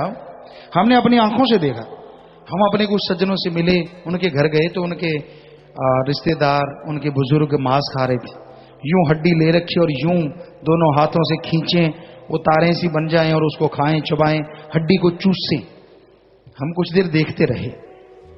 हम फिर दूसरे खेत में जा रहे थे ट्रैक्टर लेके, रास्ते में वो हड्डा रोड़ी आ गई, ताजा ताजा कोई पशु मरा था, वहां बहुत सारे कुत्ते बैठे। हमने ब्रेक लगाया, बंद किया, ट्रैक्टर नीचे उतरे, सेम थिंग वहां हो रहा था। जैसे वो हाथ से खींच रहे थे, वो पंजे में अड़ा के कुत्ते मार हड्डियां चूस रहे थे। हमें वो कभी कुत्ते लगे, कभी वो, कभी वो, कभी वो, कभी वो, कभी वो, कभी वो, कभी वो। आप भी देख लेना, बुरा ना मानना भी खाने वालों, कहीं आपको हमें कह रहे, आपको नहीं कह रहे, हमने तो जो सीन देखा वो बता रहे। हमको भलेखा सा पड़ जाए कि यार ये उसके घर में बैठे हैं या हड्डा रोड़ी में आ गए, क्योंकि दोनों का सेम थिंग वैसे पकड़ा हुआ, पंजे थोड़ा सा फर्क है, उसके तीखे से होते हैं और उसके थोड़ा ऐसे ऐसे होते हैं। ऐसे पकड़ लिया उसने, ऐसे पकड़ लिया, दबा के खा रहा है, पर खा वैसे रहे थे, वैसे तारें ऐसी बन रही थी, वैसे हड्डी चूस रहे थे। तो ये हाल है। बुराई हशर किसी धर्म में नहीं, किसी विज्ञान में नहीं लिखा कि मांस खाना जायज है। धर्मों में लिखा कि जरूर खाओ, ऐसा कहीं नहीं लिखा हुआ, फिर भी लोग ऐसा करते हैं, तो ये गलत है। और ऊंच नीच का भेद मिटाया तूने। बहुत जगहों पे अब भी जात पात का चक्कर चलता है, तू छोटी जात वाला, मैं बड़ी जात वाला। अरे भाई ये बता, तू बड़ी जात वाला तो क्या तेरे ताज लग के तू पैदा हुआ, छोटी के पूंछ लगी हुई थी जब वो पैदा हुआ? एक ही मां के गर्भ में आए, एक ही तरीके से जन्म हुआ। किसी भी धर्म में जात पात का कोई जिक्र नहीं। कर्मों के अनुसार अगर वेदों में लिखा है, जैसा कोई कर्म करता वैसा नाम रखा। कोई ऊंच नीच नहीं होती, कोई जात पात नहीं होती। कर्म इंसान अच्छे करे, जिसे शूद्र कहते हैं। अगर वो ब्रह्म का ज्ञान हासिल कर ले तो वेद कहते हैं वो ब्राह्मण है। और अगर ब्राह्मण के घर पैदा होके वो मुर्दार का काम करता है, वो शूद्र है। किसी का नाम नहीं, कर्मों से लोगों की पहचान। तो किसी कोई ऊंच नीच नहीं, कोई जात पात का चक्कर नहीं, ये सब बकवास। हम सब एक और हमारा मालिक एक। क्या ये धर्मों में लिखा नहीं, एक पिता एक के हम सब बारिक? क्यों लिखा, किस लिए? अगर जात पात होती तो। हम सब एक हैं, एक ही भगवान की औलाद हैं। संभय मनु और सतरूपा की औलाद हिंदू धर्म कहता है, हव्वा और आदम की औलाद इस्लाम धर्म कहता है, मानस की जात सब एक को पहचान वो सिख धर्म कहता है, और ईसाई धर्म में लिखा है the God is one, human is our caste. So इंसानियत ही हमारी जात है, ये ईसाई धर्म कहता है। तो बताइए फिर आप क्यों कहते हैं ये छोटा, ये बड़ा, ये फला, ये फला, ये फला? ये सब आपका किया धरा है, आपकी तंग सोच, नैरो माइंड की वजह से ये सब है। बहुत बड़ी दीवारें खड़ी हो जाती हैं, लड़ाई झगड़े शुरू हो जाते हैं।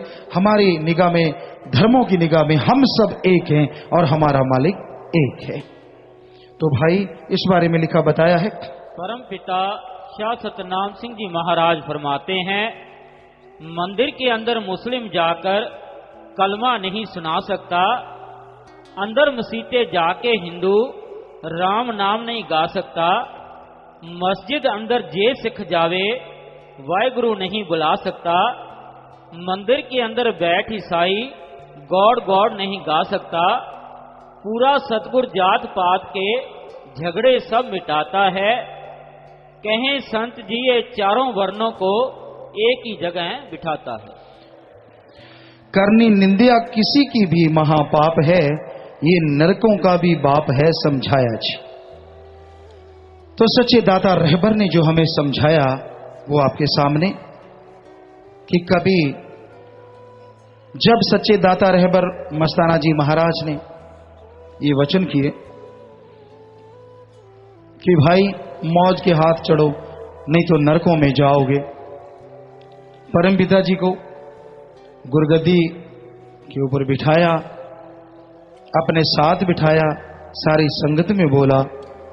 साईं जी ने नोटों के हार डाले, उनकी फोटोएं तक मिल गई, और सरसा शहर में पूरा जुलूस भेजा कि चलिए भाई जुलूस की शक्ल में, कि सच्चे सौदे में हमने उस सतनाम को प्रकट कर दिया जिसके लिए लोग ढूंढते फिरते हैं। तो दादाजी ने वचन कर दिए कि मौज के हाथ चढ़ो वरना नरकों में जाओगे। तो जो वचन मान गए, सदगुरु के वचन माने, चलो बाद में सुबह का भूला शाम को भी लौट आया, वो सतगुरु मौला से दुआ है वो नरकों में ना जाएं, मालिक उन पे रहम करे, दया करे, और वो जरूर करेंगे। हमें बहुत बड़ा मान है अपने रहमो करम के मालिक दाता पे, और वो 100% करेंगे ही करेंगे। तो वो रहबर, वो दाता के वचन, तो वो इसलिए यहां पे लाए कि फिर हाल क्या होता है कि अगर आप मालिक को नहीं मानते, निंदा करते हैं, किसी धर्म में नहीं, पर निंदा 100 गौ घात समाना, ये पवित्र रामायण में लिखा हुआ है। किसी की निंदा करना 100 गौ का घात पल में कर देने के बराबर है। और सिख धर्म में पवित्र गुरबाणी में तो पेज के पेज, सफे के सफे भरे पड़े हैं, बहुत लिखा उसमें कि निंदा किसी की भली नहीं है, निंदा भली किसी की नाही, मनमुख मुग्ध करन मुंह काले तिन निंद का नर के घोर पवन। और भी लिखा होगा, आपके पास वो कागज लिटरेचर लिखा होगा तो दीजिए। तो उसमें बहुत सारा लिखा है, गुरुओं ने पवित्र वाणी में बहुत दर्ज किया है। हिंदू धर्म में, ईसाई धर्म में, इस्लाम धर्म में, किसी भी धर्म को देख लीजिए, उसमें भरे पड़े हैं ग्रंथ, साफ लिखा है निंदा किसी की ना करो, निंदा किसी की ना करो, किसी को बुरा ना कहो, अपने बुरे कर्मों का सुधार कर लो, अपने बुरे कर्मों का सुधार कर लो, वरना नरकों में जाओगे, तड़फोगे, व्याकुल हो जाओगे। ये इतने इतने पेज हैं, अब कितनी देर लगेगी इसको सुनाने में। देखिए, अलग अलग संतों की वाणी है, और आम जनों की निंदा तो निंदा, संतों की निंदा। संत पलटू जी लिखते हैं, संतन की निंद न कीजिए जी, संतन की निंद में नहीं भला, 84 भोग वह भोग आया, 84 भोगन फेर चला। जो निंदा करता है, संतन को कुछ परवाह नहीं, अपने आप से थी वह आप जला। कि अपने आप ही आग लगाता है, संतों को क्या फर्क पड़ता है, वो अपने आप ही जल जाता है। ये पलटू जी की वाणी है, उसमें लिखा हुआ है, अपने आप सेती व आप जला, पलटू उसका जो मुंह देखे तिसका भी मुंह फिर हुए काला। तो ये पलटू जी की वाणी में लिखा, और ये सिख धर्म की पवित्र गुरबाणी के दोहे हैं जी। संत का दोखी सदा अपवित्र, संत का दोखी किसी का नहीं मित्र। बना लो यार जिसने बनाना है। साफ साफ गुरुओं ने लिखा है, ये 5वें पातशाह जी ने लिखा है, और पवित्र गुरबाणी के 280 पेज पे शायद ये दर्ज है। संत का दोखी सदा अपवित्र, यानी वो पवित्र नहीं हो सकता, अपवित्र रहता है। संत का दोखी किसी का नहीं मित्र, संत के दोखी को डौन लागे, संत के दोखी को सब त्यागे। संत का दोखी महाअंकारी, संत का दोखी सदा बिकारी, संत का दोखी जन्मे मरे, संत की दुखना सुखते टरे। संत चाहे कोई तौबा कर दे तो चाहे ये टर जाए, वरना भाई ये लिखा कि महाअंकारी हो जाता है वो, उसको लगता है मैंने पता नहीं क्या तीर चला दिया, दुनिया ही पलटती, ऐसा लगने लगता है। और वो सदा बिकारी, विषय विकारों में डूबा रहता, बुरे काम करता रहता है। और आगे बहुत लिखा, संत का दोखी अध बिचते टूटे, संत का दोखी किते काज न पहुंचे, संत के दोखू को उद्यान परमाइए, संत का दोखी उजड़ पाइए। कि वो किसी को रास्ते पे नहीं लेके जाता, खुद भी ठोकरें खाता है, दूसरों को खुद भी भरम जाता है, दूसरों को भी भरमाता है, और वो बीच में टूट जाता है, बुरा हश्र हो जाता है उसका। तो कितना का बताएं, इतना ज्यादा लिखा हुआ है। संत का दोखी बिगड़े रूप हो जाए, संत के दोखी को दरगाह मिले सजाए। ये भी 5वें गुरु साहबान फरमा रहे, संत का दोखी सदा सहकाइए, संत का दोखी न मरे न जीवाइए, संत के दोखी को पूजे न आशा, संत का दोखी उठ चले निराशा, संत के दोखी न तिरसैट कोई, जैसा पावे तैसा कोई होई।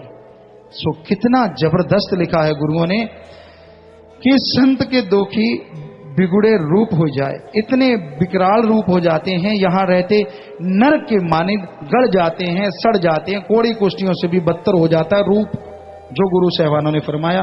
संत के दोखी को दरगाह मिले सजाए, यहां तो हश्र बुरा होना ही है, आगे दरगाह में सजा बिना वो नहीं बच सकता। संत का दोखी सदा सहकाइए, तड़फता है, व्याकुल होता है, जैसे सहकता है कोई, कहते ना ये सहक रहे है, ना उसमें जिंदगी है ना मौत है, अध विचकार ऐसा रहता है। संत का दोखी ना मरे ना जीवाइए, आगे लाइन में और क्लियर हो गया। संत के दोखी की पूजे ना आस, जितनी भी वो आसें लगाता उसकी कभी पूरी होती ही नहीं, जितनी लगाता उल्टी उसी के ऊपर पड़ती रहती हैं। संत के दोखी की पूजे ना आस, संत का दोखी उठ चले निराश, तो फिर वो निराश ही रहता है, हर टाइम खोया मरा लुटा ऐसे घूमता रहता है, जिंदगी बोझ बन जाती है। संत के दोखी ने तिरसटे कोई, जैसा पावे तैसा कोई हो। सो उसका फिर कोई तृष्णा उसे तड़पाती रहती है, व्याकुल लगती है। तो ये पेज इतने गुरु सेवानों की वाणी, रविदास जी की वाणी आपको बताते हैं। जियो 68 तीर्थ नावे, जियो 12 शिला पुजावे, जियो कूब तटा दिखावे, करे निंद सब बिरथा जावे। कि सारा कुछ करता रहे लेकिन जरा सी निंदा कर दी सब खत्म। निंदा कहा करो संसारा, निंदक का प्रगट पहारा, निंदक सोध सदैव विचार्या, कहो रविदास पापी नरक सिधार्या। कि यहां वहां दोनों जहान में नरक में ही उसका वास रहता है, ऐसे लोगों को मुंह ना लगाइए। और आगे जो ये तो संतों की वाणी है, ध्यान से सुनते रहिए, हम अपने पास से कुछ नहीं कह रहे, आप सुनिए गुरु साहबानों की वाणी। तुलसी रामायण में लिखा है, संत की निंदा सुने जो काना, पाप होए गौ घात समाना। कि सुन भी लेता है उसका भी हश्र बुरा है, इसलिए जितना दूर रह जाए उतना ही अच्छा। बाइबल में कुछ बातें लिखी हैं, वो भी यहां पे बताई जा रही हैं। निंदा करने वाले, कड़वे वचन बोलने वाले, और उनकी तरफ ध्यान देता है, झूठा शरारती जुबान की तरफ कान लगाता है, उसका हश्र बुरा होता है। जो दीन के साथ, धर्म के साथ मजाक करता है या टोंट कसता है, वह उसके कर्ता को उलाहना देता है, वो तड़पता रहता है। जो दूसरों को विपत्ति में देखकर खुश होता है, वह दंड के बिना नहीं छूटेगा। निकम्मा पुरुष बुराइयों को ढूंढता है, जैसा निकम्मा खुद वैसा ही उसको मिल जाता है, और उसके होंठों पर जैसे जलाने वाली आग होती है उसमें वो खुद भस्म हो जाता है। बताइए क्या क्या सुनाएं आपको। ये महापुरुषों की बात है, उनके वचन हैं, और जगह जगह ये इतने हैं तो हम ज्यादा नहीं।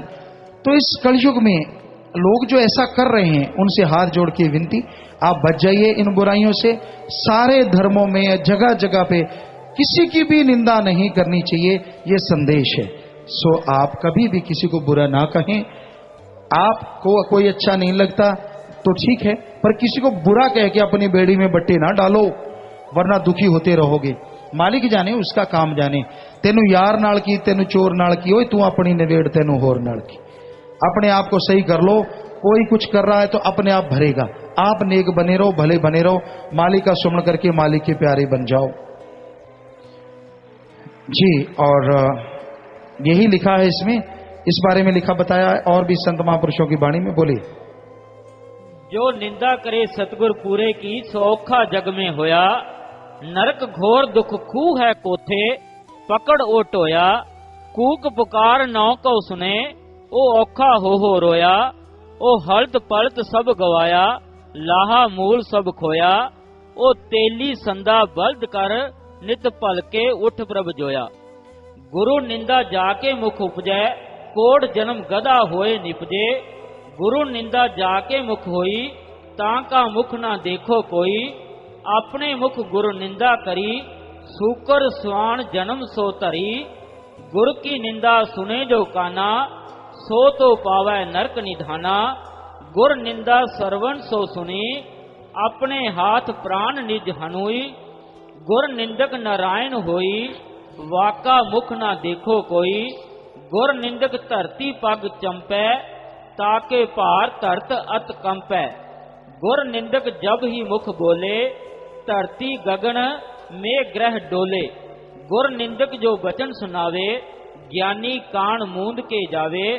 गुरु की निंदा सुने जो काना, गौ बदक सम पाप समाना।